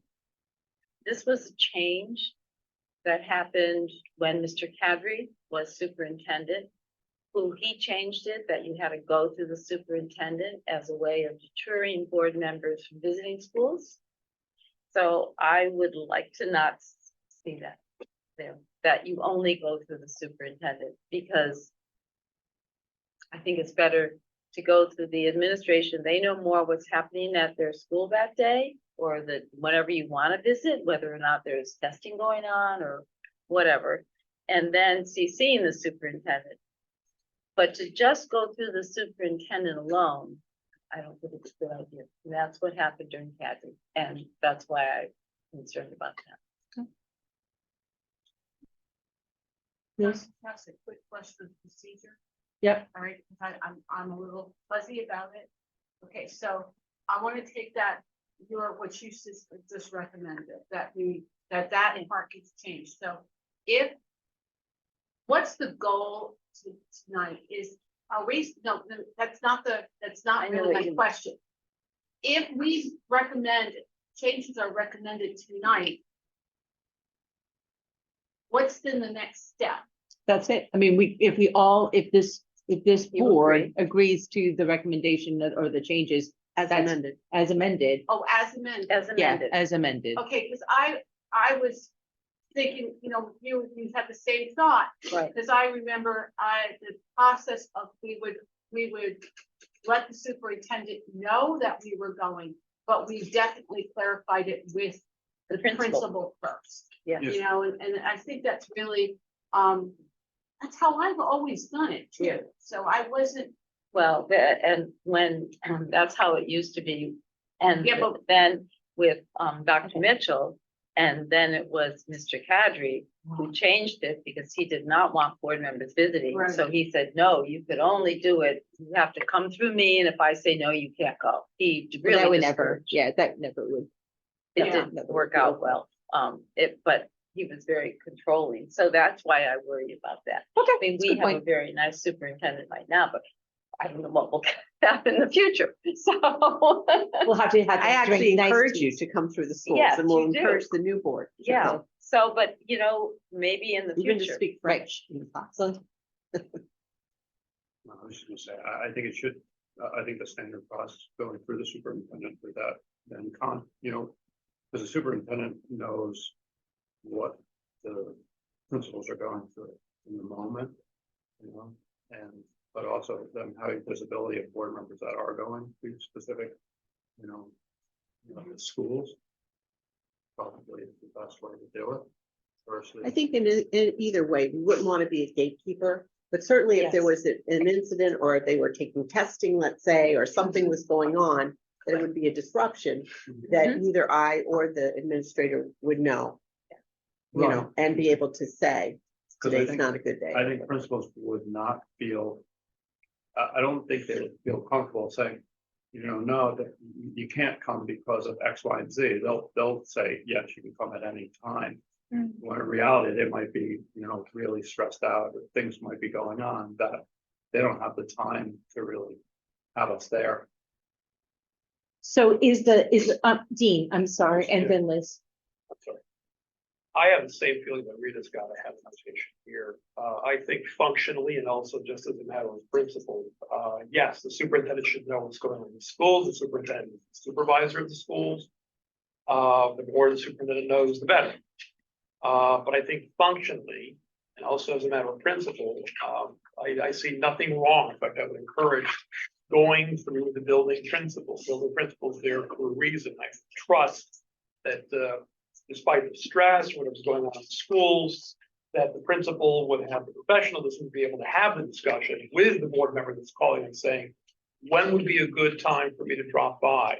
I don't want to interfere in anything. I don't want to just, but I'm letting you know, I'd like to come in. Can we do something this week or next week or whatever? I think there's nothing wrong with that whatsoever. There is a suspicion, if you just not for Susan, this is just in general. There is a suspicion in the public at large, former teachers and whatnot, people who remember how things used to be in this district or other districts, that whenever you see a rule that says you've got to go through the super, a board member's got to go through the super to go visit a building, that's a bad sign, and you wouldn't want that. We don't want to throw that on our superintendent, who's otherwise doing a good job. But if I go to, one particular school all the time because my kids are there, Well, I then mean, how is that? But the superintendent would mine. be CC, so she could always mention it to you. And the principals are not really afraid. They know what's going on in their school, and they'll just say, Well, and it looks like the language of this is talking about making future arrangements, not just stopping in. yes. So it's really setting up a process that you would make an arrangement to. And I think as long as I got CC'd, or they, that I knew what was happening. So that if anything was needed. I got Matthew and then Jay. So I'm gonna recognize Matthew and then I'll recognize Jay. Oh, geez. Jay? Yes, I'm sorry I can't be there in person at the moment, but I did want to share just a little bit of language that came from Floyd Dugas, the board attorney, on this particular section. He said, while there's no right or wrong approach, this approach is not uncommon in other districts, as the superintendent should be aware of and be the liaison to the building administrator. There have been situations in other districts where board members go off and investigate staff or parent complaints, though it is not their role to do so. And whether required or not, the suggested approach of going through the superintendent is probably best practice. So that's just from the board attorney. Thank you, Jay. Matthew? Well, I've never been to any except for spaghetti. I know I have asked numerous times for this experience. We can't hear anything. I'm so sorry. Yeah. I'm sorry. My voice is a little bit sofa voice because I'm nervous. I'm displaying some tension between the superintendent and I. It's a dynamic tension. It's a I'm not dynamic tense, tension. I'm relaxed. Well, good for you. It's something for me to aspire to. I've not been to NEA. I don't think I've been to any school more than twice, and because I'm retired, I have more time than I've asked. Susan's always been gracious, and I've loved the tours, and I've learned a lot. And a couple of times we've had to cancel because something came up and Susan wasn't available. But I was told that in the past, you must have an adopt a school program where a board member would be assigned to a. Let's keep to this policy. This is to this policy. This Okay. is to this policy. Was assigned to a school, but it couldn't be the school where his or her child was enrolled. And it was for a limited period of time. And I think that enhances the district to have. I really feel cut off from really knowing on the day. I'm not from here. I didn't go to school here. I can best serve, in my opinion, to have more contact with the schools. And I have respected the superintendent's wish, even though I disagreed with it. I absolutely respected it. I would like to be able to go into schools, not 20 times a year, but to go into each school twice a year. And put a limit on it. So just to walk in, so are you No, finding? not just to walk in. Okay, so number Obviously, three, my question is, and I get that, and Matthew, brave, brave for speaking out about that. I think that that's great. But are people finding that this language is too restrictive?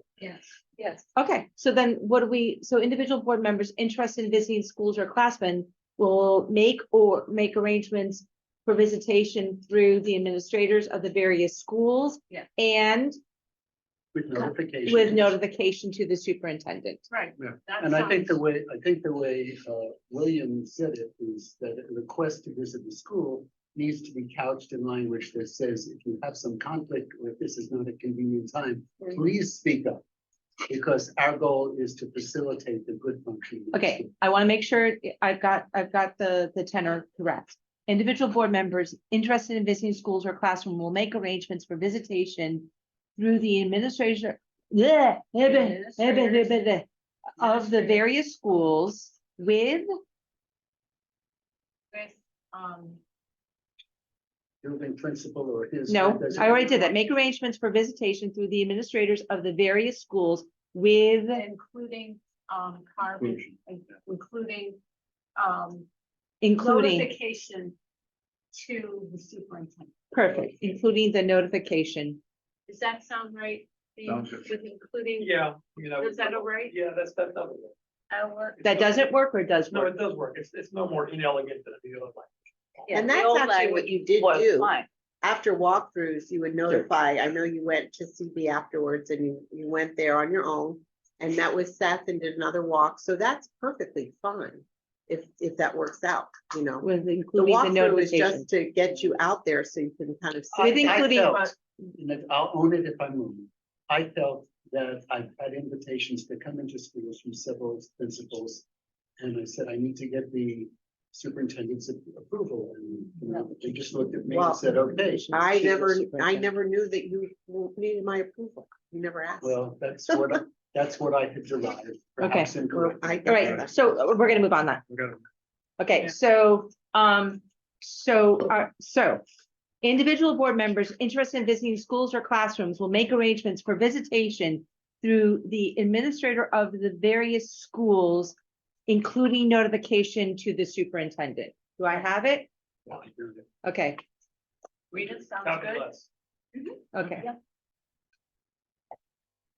So we need amendments to 933, number 3.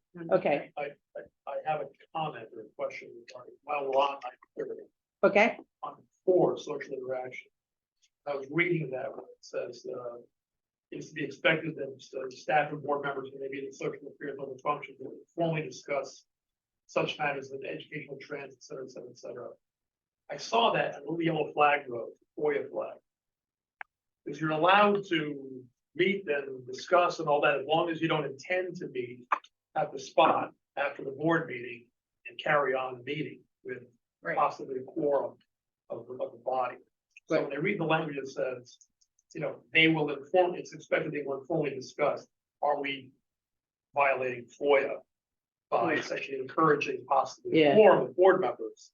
So to this meet has and gone, discuss. so this went through the attorney twice, and so, and this has gone through the CAPE attorney, but I understand your concern. Yeah. Um, Because it's just a flag. it's a flag, so what do you want to do What about the could- what would flag? be- It's a good Instead of suggestion. will, can we put the word may? Yeah. Would that? They may informally discuss. They may, Yeah. you may informally discuss something, you said you will do this, you may, it may happen, Right, which, Somebody which is may FOIA ask- allows, yeah, as long as you don't Okay. actually plan it. All right, plan it ahead. I'm moving it to May. That's another amendment, and when I go for the full vote on this, I will read off the amendments. Okay, folks? Yeah. Anything else? What do you mean? It's the whole thing? I- Not anywhere? Anyway, 93-24 when we get there. 93-24. 93-24 for anyone who's online. 93-24. Tim, can you count? Good job. Yep, I'm there. Matthew. The last bullet seems a bit too restrictive to me. I can imagine that one of us speaks for his or her 3 minutes, 5 minutes, whatever. Other people speak, and as a result of other people speaking, you have something comes to mind that wasn't in your mind before. So I would say it would please me if a member were allowed a second 5-minute period, and anything beyond that would have to be either by the chairperson's approval or vote of the board. But you don't want 10 minutes per person times 9 people. It makes a long meeting. Yep. Jay, do you have a comment to that? Yes, the underlying principle of the bylaws are that wherever it's silent, Robert's rules will apply, and that does allow for multiple rounds. Okay. Can we then? So- can we- I'm sorry. And Jim. this is, yeah, so it's not as though you're limited to 5 minutes. Robert's rules does allow multiple rounds. And So why we why certainly- is it there? That was what Yeah, we- Floyd recommended for us. So we could Right. strike. it. Or. Can I get Dean? Dean he had his hand up and then you. Oh, sorry. I was gonna say, yeah, Robert's rules, which is the default, allows for 10 minutes. Where Roberts came up with that, I don't know, but it allows for basically 10 minutes your first time. And as long as everybody else has spoken or has had a chance to speak, you get another 10 minutes. Okay, so the 5 minutes, it doesn't have to be 5, it could be 7, it could be 9, whatever, but I mean, various bodies keep it at 10, they keep it at 5, some bodies don't have any time at all. I can't remember the last time anybody actually used up. They may speak, you or I may speak more than twice, but I can't remember the last time that we actually at one time used up 5 minutes. It's kind of a long time. I don't have a problem with a 5-minute limitation per round. It addresses your concern. You can speak for 5 minutes. Go around the table, you get another 5 minutes. If you really think something's important, the board thinks it's important for you to be able to go on, we can by 2/3 vote, because Roberts addresses this. You can speak longer. We could all speak longer if you wanted to. I Limit have no problem with the 5 minutes. Right, so limit So- discussion, I agree. Limit discussion comments to 5 minutes per member per round unless extended by the chairperson. Yeah. And remember, on our index phase, and it will say that Robert's, state statute, federal statute, and that the default is Robert's rules. And I think it would be prudent to put here 5 minutes per member per round. I did, All right, okay, we did write that in? Yes. Okay, So thank you. at the end of 2 rounds, everybody's spoken. Do we want to limit it to 2 rounds unless there's I said per round. That's what I'm asking. I'm asking. It's Do we per want- round. So we should have 22 rounds. Well, I mean, at some point, the chairperson could, unless extended by the chairperson, I mean, the chairperson is responsible for the flow of the meeting. And my guess is that any one of the other board members can call for point of order. And, Right. and then there could be a 2/3 vote about whether that person needs to then. Yeah, Robert says that the extension, for those who spoke, Yeah. speak again, the Roberts requires a 2/3 vote of the assembly. In other words, most of us, more than most of us, are interested in what you have to say further. So, but we don't have to have it that way. We could say, well, the chair decides. what to do. Yeah, but to me, that's not a good idea. Because think it the should- chair could have a personal conflict with one of the Right. members or something. Yeah, our group, but future groups. I mean, this group, this board, to me is excellent. agree. So, All right, so that's gonna be on policy 9324, last bullet. Yeah. All right. Kim, you're not gonna be able to read your notes, but that's okay. Next, please. I have the one about the What's the policy number? 9325. 9325. Point, just a straight one or the points? Well, Is it 0.1 or is it? I think it's, Is it just we a- changed it, right? Board members may yield their turn to non-members subject to 3-minute time limit. Wait a minute, where are No, you? Where are you? What rule? 9325. Well, why did The we main- cross that out? The main. Where is that? 9325. Okay, that one. On the first page. That was Meeting not- that was not- protocol. Where is this It's on not a the, rule, but it's a meeting protocol, and I want to know when it changed. Why are you crossing that out? Well, if my understanding is that with this one, this is an additional policy. And that some of this deleted language it's not our rule, our existing rule, but a rule suggested language from somewhere else that we openly decided not to adopt. I could be wrong about that. I don't know. I wasn't on that I think that speaks to that pretty well. I don't know, Jay if he would want to speak to that. I also think that Robert's rules also does not speak to yielding as well. Is that correct? Yeah, our rules are to govern the conduct of our meeting. Technically speaking, no one else is allowed to participate unless we allow them. So for example, at regular meetings, we allow citizens of the town to come to the podium and speak for however long we've allowed that. That's a privilege that's allowed. We also, even without regard to yielding to non-members, Roberts does not recognize yielding to other members. So if I have 5 minutes and I use 2, I can't yield back my other 3. We see this, if you ever watch C-SPAN, Congress does this, for example. This is how we've learned this habit of yielding time to other members. Congress never worked under Roberts. They work under another set of rules altogether. I think are even older than Roberts. So I suspect that each one of us has got our own idea of what our practice has been or what it ought to be. But I can say that at least personally, and also from reading Roberts, the practice of yielding to a non-member is to me a complete non-starter. I cannot go like that. What? No, yielding your time to a non-member. Why? Yeah. Because this is a meeting of the Board of Education. It's not a meeting of the Board of Education. And, oh, by the way, there's something next. No, No. but there are times, let's say, when the president of the teachers union is there and we need a clarification. We yield our time for her to come up to the podium and speak.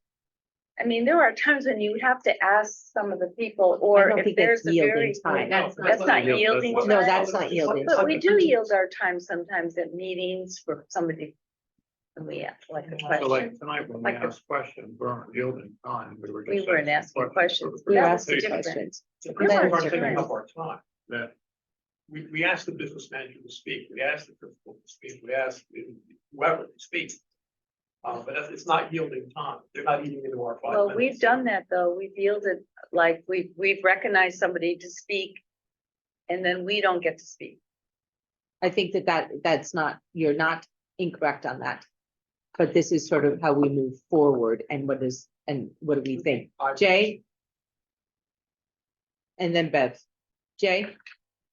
Yeah, I agree with Dean. I mean, it's a difference between asking a staff member or someone to answer a question versus yielding your time to someone who's not a member of the body to just speak at will in the middle of the meeting.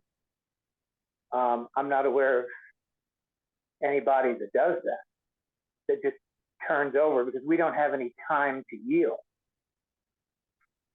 As Dean points out, that's like a congressional rule.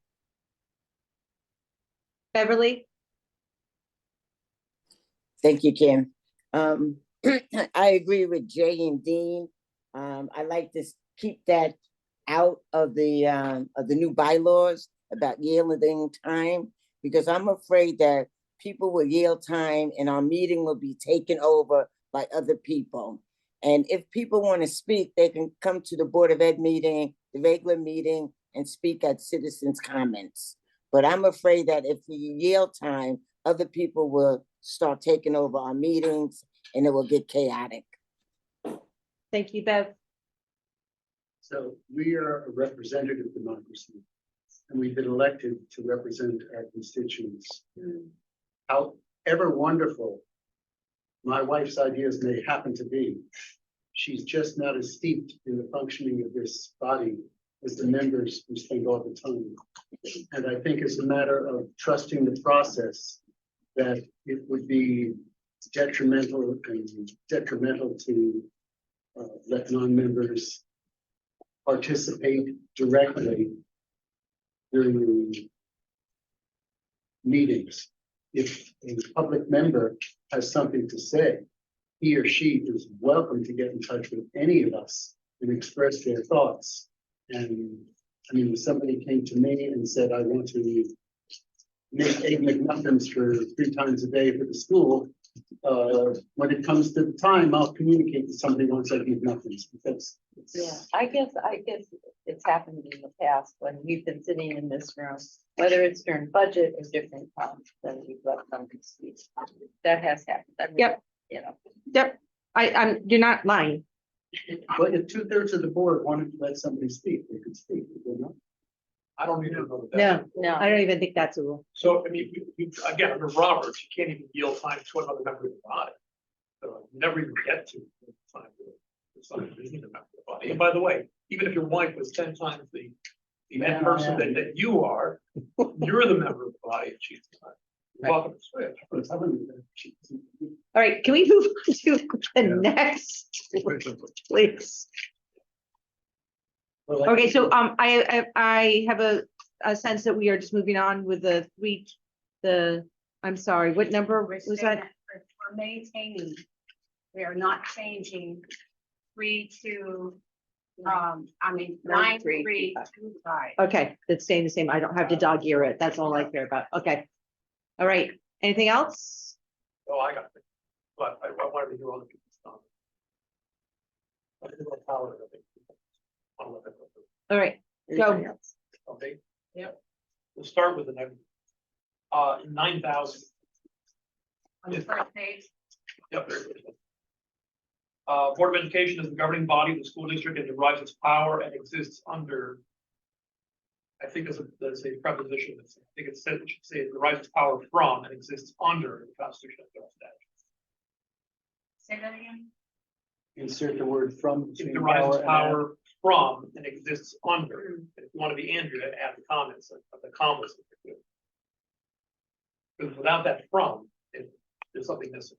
It's just to me, maybe. I got the comments. No, I got it. Okay. I hear you. That makes sense. Okay. Where are you going next? Okay, where am I going next, right? Please, I don't hear anyone say anything else. Leave that one aside.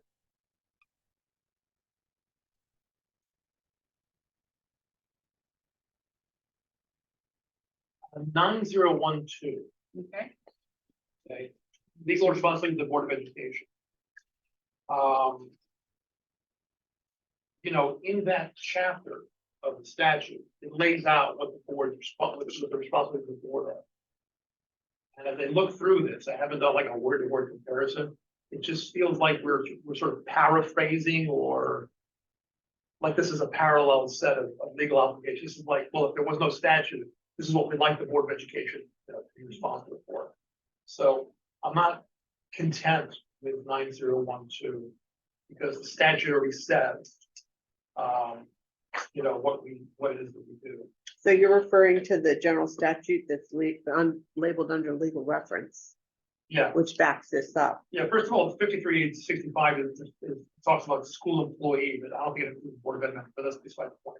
The 10-220 is the first of what has become a longer laundry list. And there's a 1020A and B and, Right. and all of that. It says the Board of Education shall. And that lays it all out. Now, it's not pretty language. It's not as pretty as this. But So what are you saying? what I'm saying is this is meant to say, well, these are legal responsibilities. They're actually laid out in statute. So I wonder how many of these are genuinely are legal responsibilities and how many are clarifications of legal or examples of legal responsibilities and how many are just sort of additional responsibilities and calling. So what would you recommend? Not to have this because it's already laid out in the statute and we already indicate that we are bound for Yeah, that state statute? that would be my preference. Do people understand that that's what we're saying is that actually removing the 9012? Because it already is laid out in state statute about what our legal responsibilities are for the board. That's not what I think I heard Dean say. Well, I think it may be just something that legal responsibilities either just cut and paste the 10-220, whatever ABCD, or just make a reference, make it part of the document by reference. Yeah, I mean, to a large extent, what we're doing with a lot of these policies, this is true with many of these that we already have too, is we are mimicking what the statute says. We do not have it's a Venn diagram, things, there is an overlap. We elaborate, we have our own things. We also copy or we paraphrase what's already in the law. This is other people have brought this up where, if we copy the text, what happens when the legislature changes the law? Now we've got to go back and change our policy. Wouldn't it be better to just leave it over there? But the peanut butter is with the chocolate and a lot of this. I like Reese's stuff. So this is an example of, is this part of the overlap? Should we just say, you know what? The law says what we do, what we can do, what we can't do. Let's not touch that. This is prettier language. It's easier to read. If you look at the statutes, Yes, they're written for litigation, they're written for lawyers. that's why I like it. I guess that's why I And liked that's it what is most that, policy does. It Yeah. kind of tightens it up for us, but it definitely gives us the reference. So it gives us the further reading. That gives us much deeper understanding. Beth, would you like to chime in? Yeah, I just want to say, I understand what Dean's saying, but I'm in favor of keeping this 9012 in the bylaws. I don't Okay. see that it hurts having it in, so I'm in favor of keeping it in. Okay, thank you. I'm not gonna die on this. All right. 9020.1. Yes. I don't hope to persuade anybody on this is sort of a fine point. We have often talked, we're not the only boards that do this, about being advocates. We're gonna be advocates for legislation, we're gonna be advocates for the concept of free public schools, we're gonna be advocates, etc. I have a bit of a problem with elected officials being advocates for the subject matter that they're governing. And this would apply to the police department, it would apply to public works, it would apply to anybody. I'm not altogether comfortable with, as I said, elected officials saying, yay, my department. But again, not a helmet to die on, but just to let you know, it's not something I'm crazy about. Because we were elected ostensibly to manage the schools and not to get on the soapbox to promote our schools. But wider concepts, I would best leave to interest groups who want to say, hooray for this and hooray for that, we're for or we're against. I don't want to enter into that fray. Okay. That's just me. Do you know why the strikeout occurred? Do you remember? I think that was the strikeout that the ad hoc, because we don't nominate at the annual organization meeting a point person to be conduit for information and action with the power of it and contact legislators on behalf of the entire board. That, I mean, we don't do it, We so. don't do it, so you Right. just did. So we just got rid of it. Dean, a clarifying question? Please. Dean, so this is what I hear you saying, is that this is inherent in what we do. We are already, this is just being an elected board member, we're going to promote for the school, we're going to support the school. We don't need it in writing. Is that what I'm trying, is that what you're trying to Well, say? for example, look at the first paragraph. Yeah. Advocacy is engagement in the political process at local, state, national levels to influence public policies that affect boards of education and school children. Technically, and I can't speak for all the voters, we were elected to manage the Groton School District. I would let others, including ourselves, as members of other bodies, do the advocating at the national level for boards and children and things like that. We're to advocate for our district, our children, our education institution. Again, it's a fine point. So who would advocate for public schools at the Connecticut legislature? Not Groton. Are there not other bodies? Oh, we're it, the Board of Education. So we were elected to be a special interest group. This is what we talked about just at this board meeting today was that Matthew brought up is somehow advocating with the state to, get them to, change the requirements for some of the testing and things like that. Right. That's advocacy. I mean, that's just an example. And that I have no problem with. That's why I say it's a very close question. That I have no problem with. But then it's very easy to step over to the next soapbox and talk about education, the value of education, free public education, et cetera. It's one box over. I just want to make sure we don't go to that.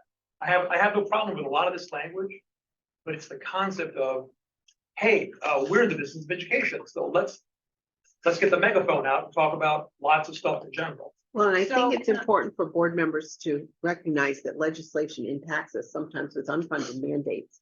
And we're regularly invited, our board with other boards in southeastern Connecticut are regularly invited to have breakfast with legislation. I think several of you have taken part in that, just to keep abreast of some of the legislation. that's And that I got happening. no problem. Yeah. Right. So if we added terminology. And sorry, I'm jumping in, I apologize. So advocacy for Groton Public Schools, would that, like, the Board of Education believes that advocacy will feel part of advocacy engagement in the political process for Groton Public Schools at the local, state, or national levels to influence, public policies that would benefit Groton Public Schools. It would something along that line. Would that be? Yeah, I mean, I'd be happy with that one. But I mean, this really wasn't intended that way. It's not a question of, being interpreted two different ways. It clearly says that we are expected to be engaged in the political process, to influence public policies that affect boards of education, plural, school children, which are always plural, like boards of education. In other words, we're moving up when our job is here. Well, I So- think though that if you look at this, 1, 2, and 3 shouldn't be underneath to fulfill its advocacy roles. We never schedule time at a board meeting for a report on state and national advocacy issues. Well, but we did with the liaison meeting when we had our state legislators come in and kind of talk to us about what was But going on. that's different than this. Okay. That sounds like it's a regular, Yeah. No, And that's about because us. Kate will list and sends us information all the time. right. About what they're going to be advocating in the next session. Once again, remember, this is the one that got added after the first reading. And so this is really the first time that we're discussing it, which is fine. Hey, Bev, I know that you had your hand up. Sorry. That's okay, Kim. I just wanted to say about CABE.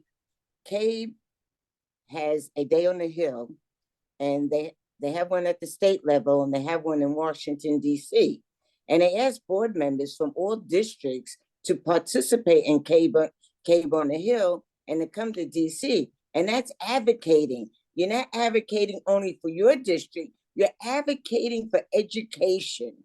They have things that we used to have priorities. And when we went to speak to Joe Courtney or Richard Blumenthal or Chris Murphy, we had the priorities that in our state that we were interested in. You can talk about things in your district, but you were advocating for education in your state. And CABE does ask local school districts to participate in Day on the Hill and also to participate in traveling to Washington DC and advocating down there. Thank you, Beth. Thank you, Beth. Board member. Boards are best, not the Board of Education as a Okay. board. But, you know, I said everything. So, All right. All right. Did you know that Joyce needs to remember that page? What board, what, 990201. 90, 201. Oh, Kim, can I ask a quick question? Because I saw in one of the pages, when talking about advocacy, that who in the Groton School District is gonna represent Groton for the delegate assembly? Do we have somebody doing that? we, you know, in the past couple of years, Bev, we haven't. That's something that the new board, I think, can really kind of take a look at, because we're gonna need to fill Learn. And we're also going to fill CABE, the CABE position. So I think that that's something that the new board, with the chair, needs to have that conversation. I got that on the list, Bev. I think it was dropped for a little bit. But that doesn't mean somebody couldn't go on Thursday night. Right. Okay, Beverly, were you interested in going on Okay. Thursday? can we just stay on policy, please? Yeah. All right. I was gonna say something about the word, the learning process, just plain old learning, Where are you at? 90-40. It's just one of those things, I'm like Andrea. it's like- I've heard people talk about the debt process. So the learning process on number 2, stimulating students and the learning process, that's called learning, but anyway. All right. Yeah. Yeah, What, yeah, what's next? Who knows? Who knows? I'm just wondering where you're going next. Yeah. Orient us to what policy, please? You know what, I'm gonna skip this one because again, it's like an angry thing. So 9131. 9131. 9131. And you feel like this is a one sentence, Board of Education shall act as a committee of the whole in final consideration of all matters.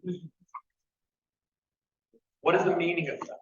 Well, So we had, Jay, do you have your notes? Because we did have that from Floyd. And I just don't have my computer. Jay? Yeah, so Floyd said that the intent of that bylaw is to indicate that decisions can only be made by the full board. It just further it further points out that committees can't make decisions on their own. right. And we That was don't, his interpretation of it. It has to be the whole board. It's interesting that they use committee of the whole, but it's in small, not capitalized committee of the whole. He said it's just a legal term to indicate that it has to be the entire board, not a subcommittee of it. Hold on. Okay. When Jay, making would it be clearer if it said the Board of Education shall act as a committee of the whole, period? Committee of the whole may not vote on any matter? I think that I'm going to defer to the board attorney who's decided that this was the appropriate language. And Yeah. since I'm not an attorney, Yeah, I don't want to, I don't want to put us in the position.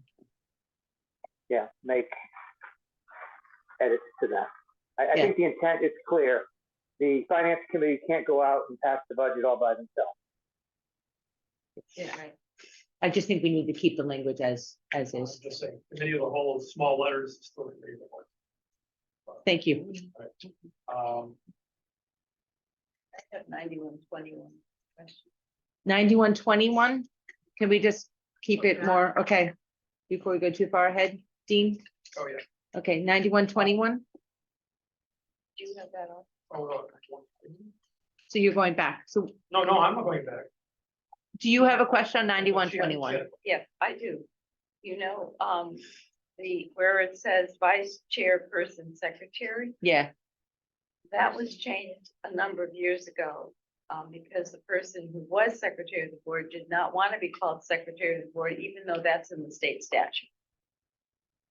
So if you look back here Right. at the state statute, it calls it a secretary. Right. We changed it to a vice chair to appease the person who was secretary. Secretary as in corporate secretary, Right. not secretary as in. I guess we. So I think it should be in parentheses, secretary, not slash secretary. Jay? That was also addressed by Floyd, and he felt that took care of our preference to call the vice chair, but staying within, the legality of the statute. Obviously, that's why nothing we that went we to put, board members doing nothing, slash secretary. nothing that we put in these policies will override the state statute. Okay. All right, Well, then in the performance duties, then you should have chair, in the absence of the chairperson and vice chairperson. You should, then even there, it should have slash It should, secretary. it should. Thank you for picking that up. Where? On the back page. Page. Oh, you are correct. Secretary. We missed that one. Thank you. That's why we Because put all we did these the guys same, on. we looked at that. Tell me what number that is. 9121, Yeah, number 1 on the back page. one back page. Thank you. It should be consistent. Absolutely, Yeah. it does. Yeah. All right. Go ahead, Dean. all right, so 9132/9133. Yeah. Yeah. On the back page, under ad hoc committees, small matter, the second paragraph of that was the duties of the committee, it should say the duties of the ad hoc committee, so it's specified. I think it's implied by where it is, but You just want to make sure. while we're editing, And at one time, we had 4 people on the committee. I was sure we changed it to 3. Yeah, I thought that as the boards develop, they can kind of, decide. they what can make wanted the to- decision on that, is what I think what we decided on that. That's fine with me. And there's 9 members and there's a lot of meetings. Well, that was the problem. Right. Right, That's when we switched it to 3 people. Right. right. Being on a committee. so 9160. 9160? Anybody got- I Did made we this, fix this is, anything on this one? this is the student liaison. Sorry. Oh, Yeah, I may have missed it in the rainbow text.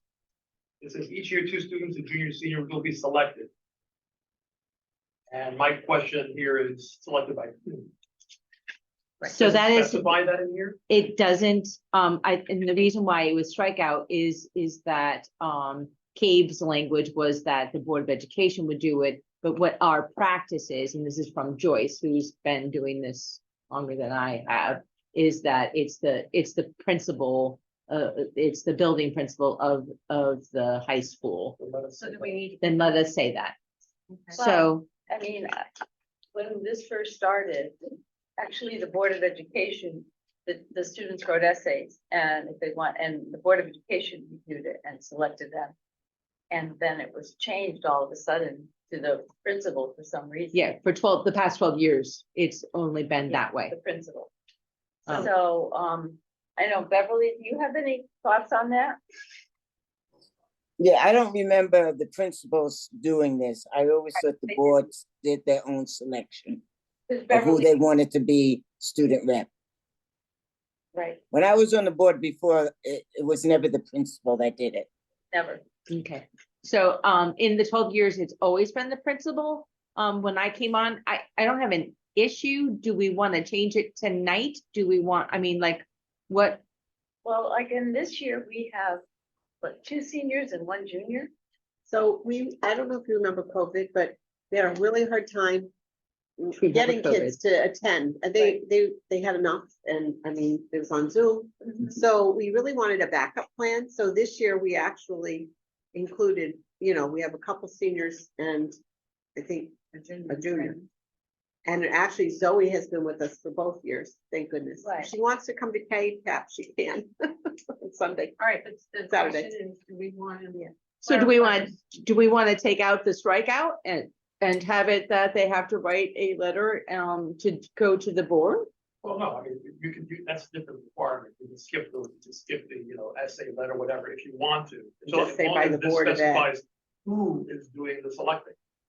And to me, frankly, it doesn't matter whether it's super, the board, the building principal, somebody should be in here saying, I'm is responsible for selecting the junior and the senior. But That's my problem. It doesn't specify. But sometimes we need a backup in the wingman. Yeah, but it doesn't specify who's doing the selecting. Yeah. Does God come down and say? She might. That's why before when they wrote a letter, we reviewed it and they. Right. That means the board is selecting. That's our, and that would be our process. Or they just show up and be like, oh, they want to just select them or whatever. It's just missing. I don't really Right. care about the process. It's just missing. So if we said that it's selected by the board, it doesn't necessarily mean we're taking away that they have to write a letter, nor it Or the doesn't mean, principal's recommending. or that the principal is recommending, but if it says it's selected by the board, it's selected by us. And it doesn't, we don't necessarily have to be worried about the process about how they got to That's a us. separate question. Right, We could require them to do it. I don't know. okay, so But we don't write that in the policy. So- They're not money. Let's do that. Too young. So we'll leave by the Board of Ed. so where, okay. So just, I wanna, Amend it. each year, 2 students, a junior, senior will be selected by the Board of Education and that list. Right. and Okay. that's- Right. So just, Okay, got it. The rest of it. It's fine. Okay. The rest of it's Yeah, fine. the rest of it. Take out. All right, sir. um,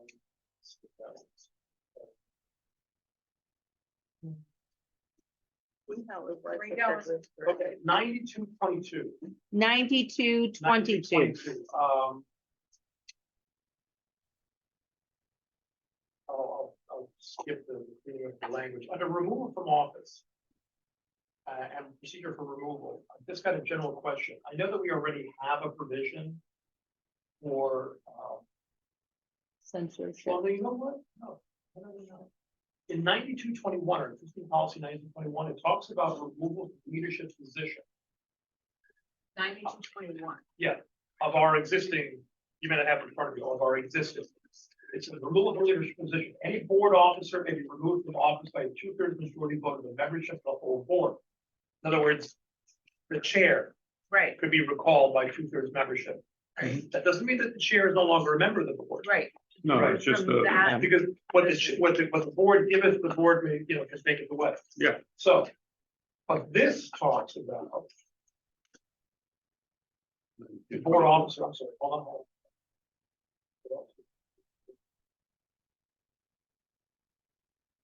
I strike, never mind, I walk it back. When I was first reading it in different light, I thought this was a provision to allow the board to remove a member from the board. Never, Now that I'm looking at it, this body. yeah, Yes, okay. yeah, that could never That makes happen. it- I was gonna say, I don't think that's provided for it No, it's not. anywhere. Yeah, that would be a neat trick. So Okay. nothing's changed on here? No. Never mind. Next. Next. That was easier than I thought. In behalf of, on behalf of people, Where you going? moving forward. Has anybody got anything else in there too? It's me, it's me. Where you at? Yeah, never mind. 92-71 also talks about staunch advocacy, et cetera. I'm not gonna go into it. All right. We're almost there. Here's some of my fun parts. Okay, where you at? All right. So now I'm at 9,300. 9,300. 9,300. I thought you were gonna go to 92.7, okay. Do you need, let's do it. Do you have something on No. 92? Okay, all right. All right, are we doing 9,300? Yes, we are. Okay, good. you go for it. All right, so. This one, 9,300 and 9,311, talk about or attempt to set out the boundaries between the board and the superintendent. Have a little bit of a question. So for example, 9,300, first paragraph. Board of Education shall concern this, shall concern itself only with broad questions of policy and not with administrative details. You could read that a number of different ways. One way you could read that is, you are not to concern yourselves with Regulations. right. So clearly, the superintendent is hired to supervise. The superintendent is to supervise, period, end, right? We should still, if we want to be concerned with the details. I'm not saying we micromanage, Let's say, okay, now you're gonna do, all I'm saying is, when you say you will not concern yourself, the board will not concern itself with. What does that mean? I think what's meant is, we are not to interfere in the management of the schools at the superintendent's level. But we may still want to know about something. Not just policy. We're not living on Mount Olympus. There may be something that's going on in the school that we're hearing about. And that, We may want to ask Susan, what are you doing about this? We're hearing a lot about a particular issue. Are we micromanaging? But we're concerning ourselves with the detail that's been brought to our attention. Now, So again, that doesn't, I totally agree with you on this because, so what's the language that we could change? well, the when word, Mr. Hadley was there, one summer, the superintendent totally changed the middle school schedule. I heard about this. Oh, yeah. Unbelievable, totally changed it. It was a mess. It was a whole nightmare. The kids were sitting around in their classes. It was just awful. And the board had to get involved. I mean, it was the superintendent, but it affected all the children that were in the middle schools, and it was just awful. So I guess we have to reword this one. So the Board of Education shall concern itself with broad questions of policy, period. period. Yes. Can I ask a question? What does the word broad mean? Yeah, Why not the board Why shall not? concern Policy. itself with questions of policy? yeah, I agree with that. That's perfect. Take out only, take out broad. Got it. The second sentence. Wait a minute, James. So then it's. Jay, thank you. Thank you. I'm just gonna pass along what Floyd said on this, and that is that, the language comes directly from CABE. It's not intended to take away the.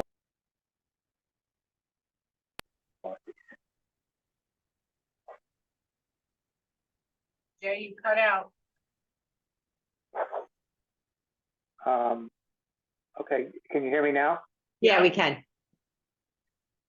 He said this comes right from CABE and is not intended to take away the right of the board to pass specific policy.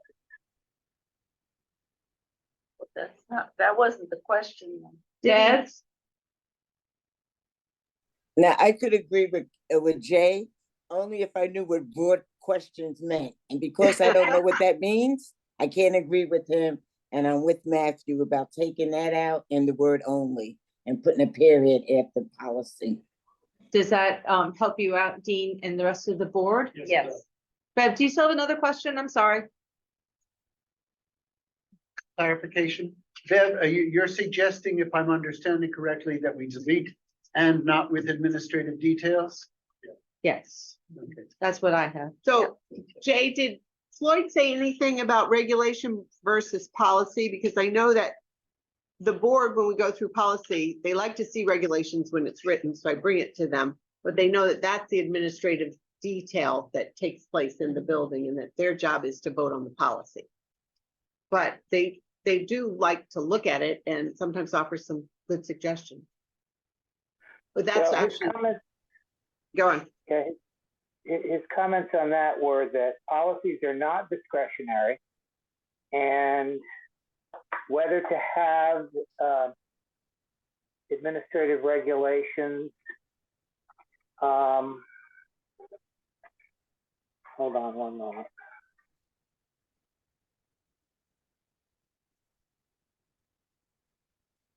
Well, can I say something?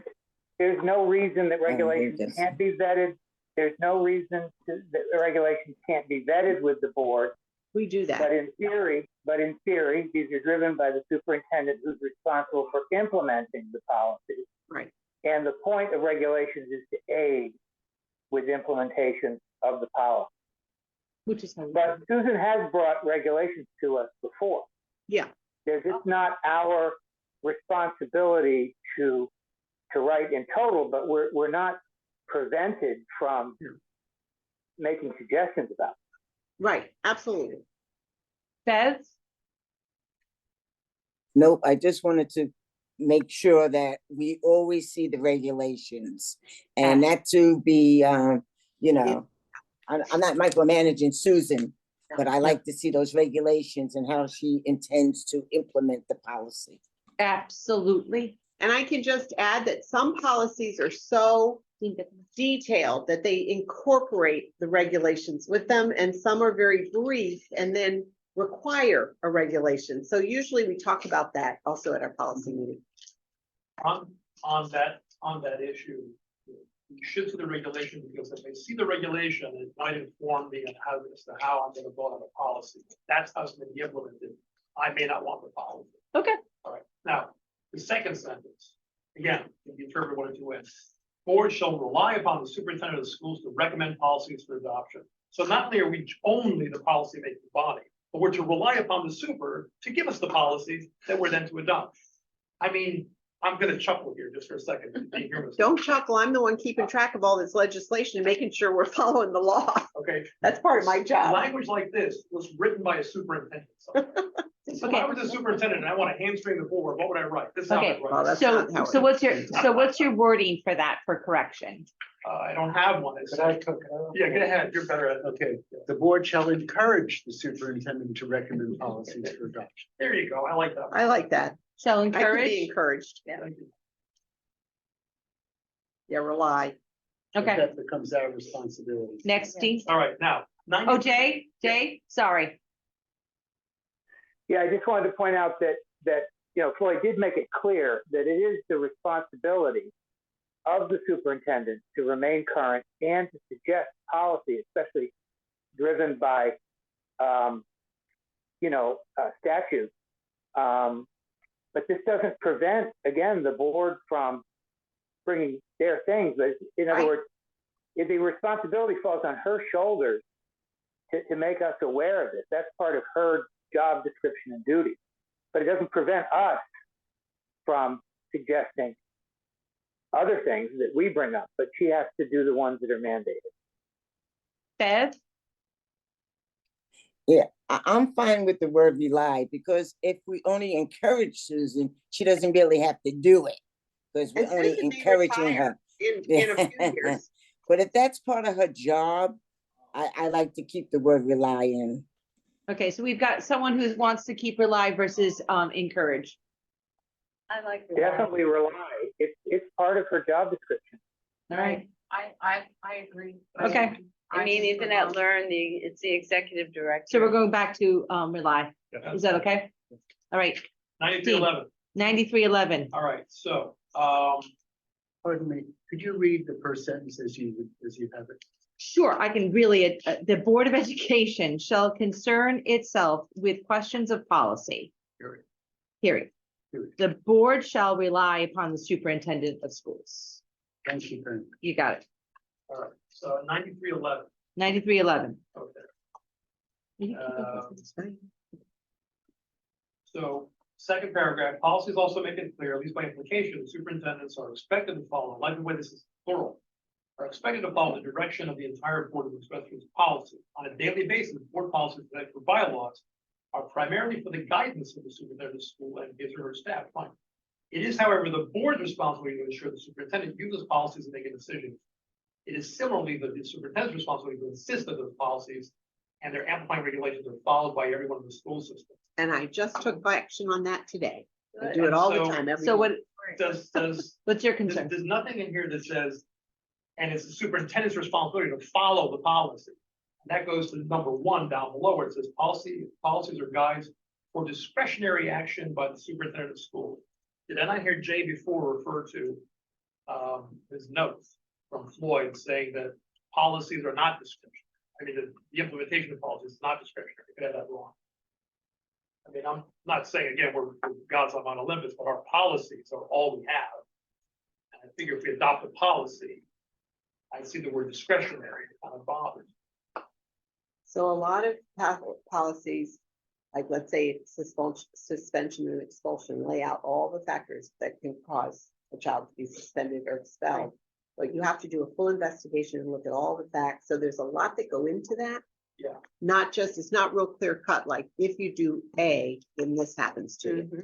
Yeah. You know, so some of them, you work with the administration, you work, and in expulsion, I have an expulsion officer that comes in legally to make sure the process is fair and, I'm So- gonna recognize Beverly. I'm sorry, Rita, I'm so sorry, I didn't see you until afterwards. No, before the board would do that job, and we hired that person a number of years ago. Because the board would sit and then decide whether this child was expelled or not, and then make the suggestion, superintendent had a policy. Okay, so Bev, Okay, on the sentence number one that Dean was just reading about discretionary. I kind of like agree with Dean about that word discretionary, because if we have policies and they're only discretionary, why have the policy in the first place? That means the person could use it or not. It's up to their own discretion. So I would say, take out the word discretionary and reword that sentence. I mean, if we have a policy, we're supposed to be following the policy. That's the whole idea of having the policies. Am I Jay, right yes, or Jay? wrong? And You are right. I would believe, again, I'm not an attorney, so I'll defer to Dean on this, but I do believe that the quote from Floyd earlier about policy is not discretionary would tend to support Beverly and Dean's contention, and I would agree with that. Policies are guides of, for action by the superintendent, just take out this discretionary, And guide would give you the flexibility, Susan. to do whatever she needed. well, and the policies are written in that way that you can Right, Okay. so Dean, determine. Okay, now, What to do. on that same page at the bottom, there's this italicized language in parentheses, is that? I think it's a stray.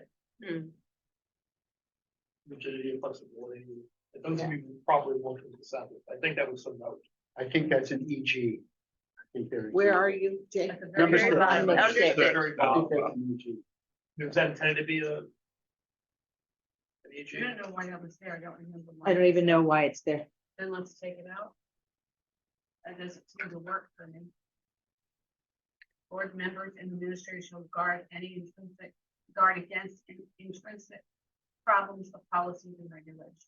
He's fine, you find an intrinsic problem. It's Okay. understandable to all people at all. times. Rigidity and flexibility, bureaucracy. I guess it just means as an example, Such So then it would Such be, as. so there'd be an EG. so such as, Yeah. all right. All right, how many more, bud? I don't know, I didn't count, 9312. All right, Again, it's a bylaw proposal suggested amendments, revisions, deletions, and existing bylaws shall be submitted by the superintendent to the board.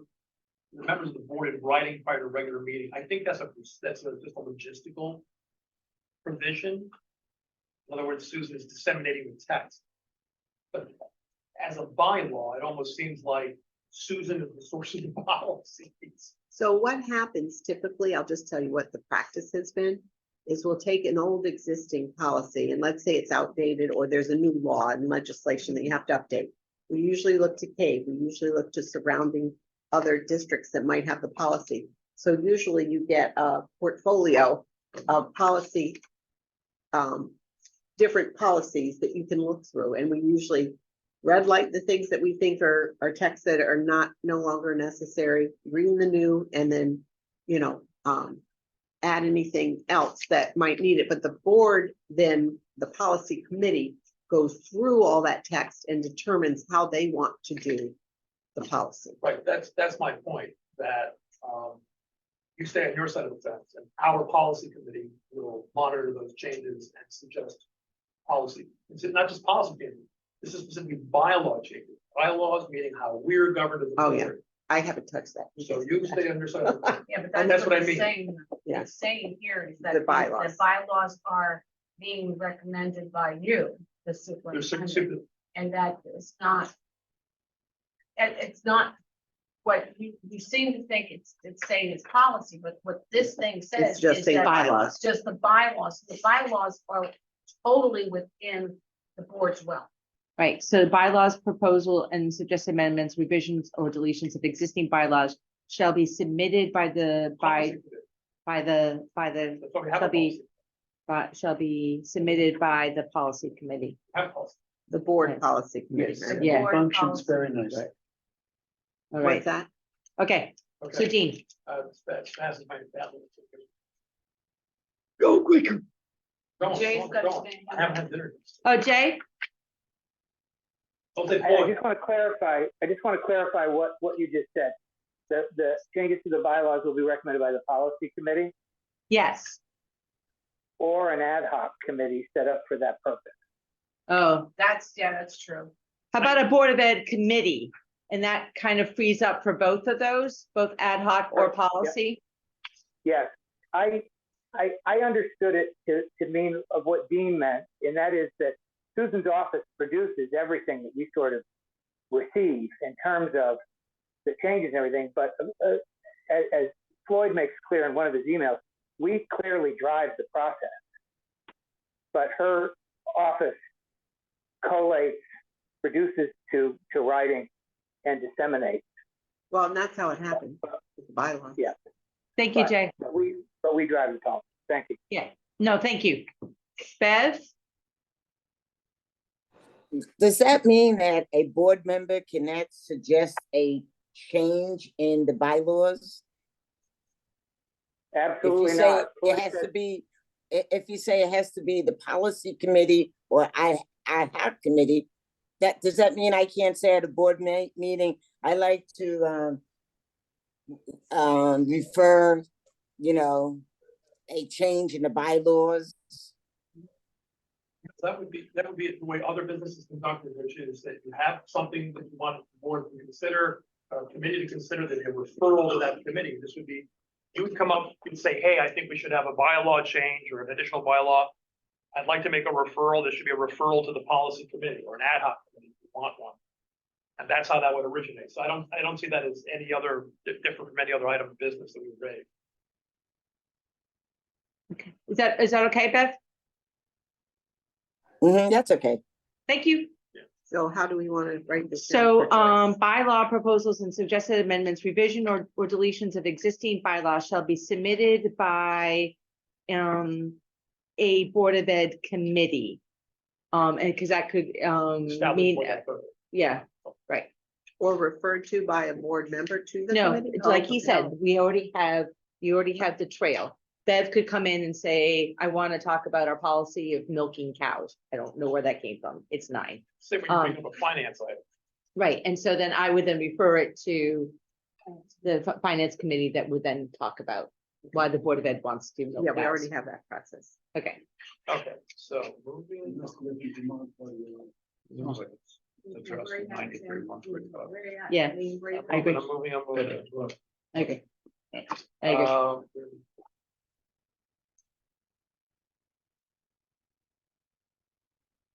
Looking for these little scratches. How far ahead are you? So like I I'm can. at, keep I'm up- at 93.25, 93.25.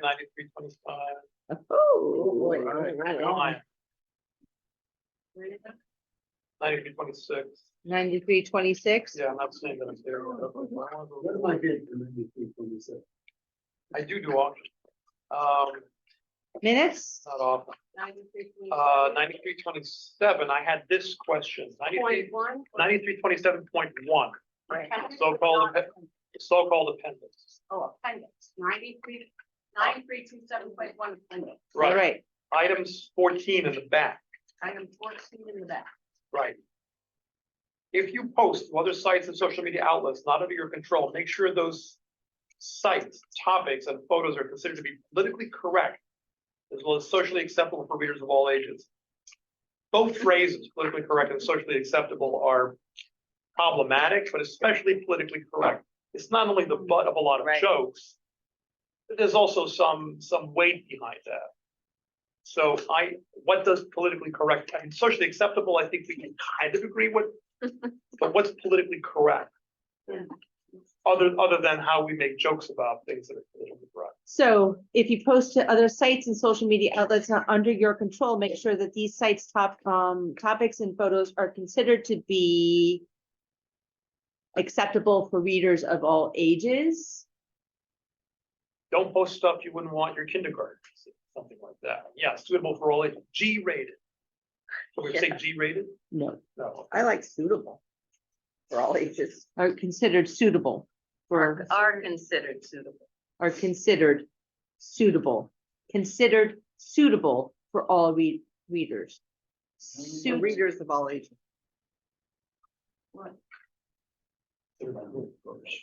That's clear, and that's the thing.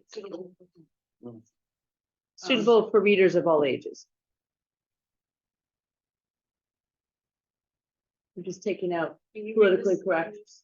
Sure. If you post to other sites and social media outlets not under your control, make sure that these sites, topics are and photos are considered suitable for readers of all ages. I'm just taking out that language.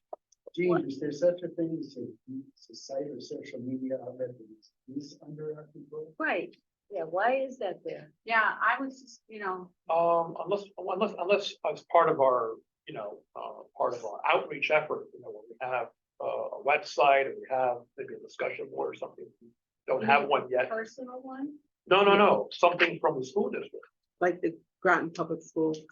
Yeah. Why would we ever? This is for board members. This is the Right. amendment for the board members. Right, this is directed to if you wander off on Facebook or wherever, and you make stupid comments, we'll be tied. Great. So is that okay if you post to other sites and social media outlets not under your control? Make sure that these site topics and photos are considered suitable for readers of all ages. Did I hit that correct? If we knew out of our control, outside of Groton Public Schools websites, if that's what we need, then let me say. But because you might on your Facebook post something about that's happening to this is for board members. This is not for the school district. This is our personal social. I understand. If I were to post something beyond the Groton Public School system, then I would have to make sure, et cetera, et cetera. Right. So if not under your control is ambiguous, beyond the Groton Public School system is less. How do people Susan, feel well, about that? I would even think that your social media on the, I mean, Social anywhere media you go. Posts anywhere. Anywhere. Yeah, ought to be appropriate. Has yeah. to be appropriate. Yeah, so why can't we just say, if you post to other sites and social media outlets, make sure that these site topics, our photos are considered Yeah, suitable for that's readers of clear. all ages. Right, so strike under your control. If you post to other sites and social media outlets, make sure those site topics and photos are considered suitable for readers of all ages. What's next? The next is then we have the word other. What do we mean by the word other? We mean, I believe we mean GPS. Oh, they're part of the same thing. Isn't it? I'll leave it. I'm not gonna die on this hill. Just Okay, rock on. All right. I like that. I Rock thought on. employees must Rock buy on, pants, Dean. so the rest of us don't have to. No, I'm done. You're done? That Okay, was pretty You did a impressive. good job. so as I Very came off thorough. the exit All in ramp. 5 minutes. You did it. So as I got off the exit to come here, one of the construction state DOT trucks said, slow down, slow roll ahead. Just wanted to say that. But I would like to make a motion to approve the Board of Education's 9,000 series. Do you want me to read all the amendments? No. As As amended, as As amended, amended. as amended. So now, Ms. Joan, do I have to go back because I'm making the amendment, right? Or as amended? Can I just ask for a vote on that, Dean? Well, I had Rita as making the First Amendment. So could she be the number 2, what you just said? Okay, so we're done with looking at all of the 9,000s. And so Yes. we made amendments, and I just want to make sure that I do it correctly. So my friend, that big huge word that I can't say, how do we state this? Do I need to kind of go back to the first motion? No, Or I can think you encompassed all of them. Okay. So I can say, I would like to make a motion to pass, thank you, Bev, and I'm sorry that I'm frustrating you. To pass, to approve the Board of Education 1000 series as as amended as a second reading. Yes. Who's going to second it? Rita or someone else? I would second it. So Joan, can you just hold on for a second? I've got a question on the floor. So Sure. the motion on the floor that I recall, and maybe another one, the motion on the floor is to approve the 9,000 series as we got it. There had been. Second reading. The second reading, yes, okay. We have made amendments. Right. With none of these amendments have we taken any formal votes, but we could. Somebody could move the amendments as we've just discussed them. Somebody would second, we'd vote on the, because we're amending the motion. Or do we have to do that, Joe? I mean, I see no harm in doing it that Just way. do it, that way make it, Yeah, make Yeah, it clear. just make it easier. So tell me what I need to say. Well, I'll make Excuse a me. motion. Would you make this motion? I'm sorry. Dean, excuse me, Yeah, Joe. there was a motion to approve the 9,000 series, first by Liz, second by William. Then Rita made the first amendment. And then everybody else included their amendments. Okay. So we need to do the amendment that Kim proposed to approve all the amendments. And then you need to vote on the main motion as amended. Right. That's what we're gonna do. Right. That's what we're gonna do. Yeah, Yeah. that's what we're gonna do. Okay. No, Dean. Okay, so I mean, is there a motion to amend on the floor? Yes, I made that motion. You made that motion. So Okay, somebody needs to second. I'll second it. Okay. So all those in, okay, discussion. All those in favor of voting on the amendments to the 9,000 bylaws, say aye. Aye. Opposed? I might lost remote. Oppose? Abstain. I now will make a motion to accept the second reading of the 9,000s, the board bylaws as amended. Can I have a second? Second. That's from William. Although, any discussion? All those in favor of the motion that's on the floor for the amended second reading of the 9,000s, please say aye. Aye. Aye. Oppose? Aye. White loss. We know. Abstain? Motion is carried. Folks, since, for the first time since 2014, the board has a set of new bylaws. All those in favor of adjournment, please say aye. Aye. All right. So, do you Second want me to motion, leave? second, I've got Matthew as a second motion for the adjournment. We've all said aye. Thank you, everyone. Yay.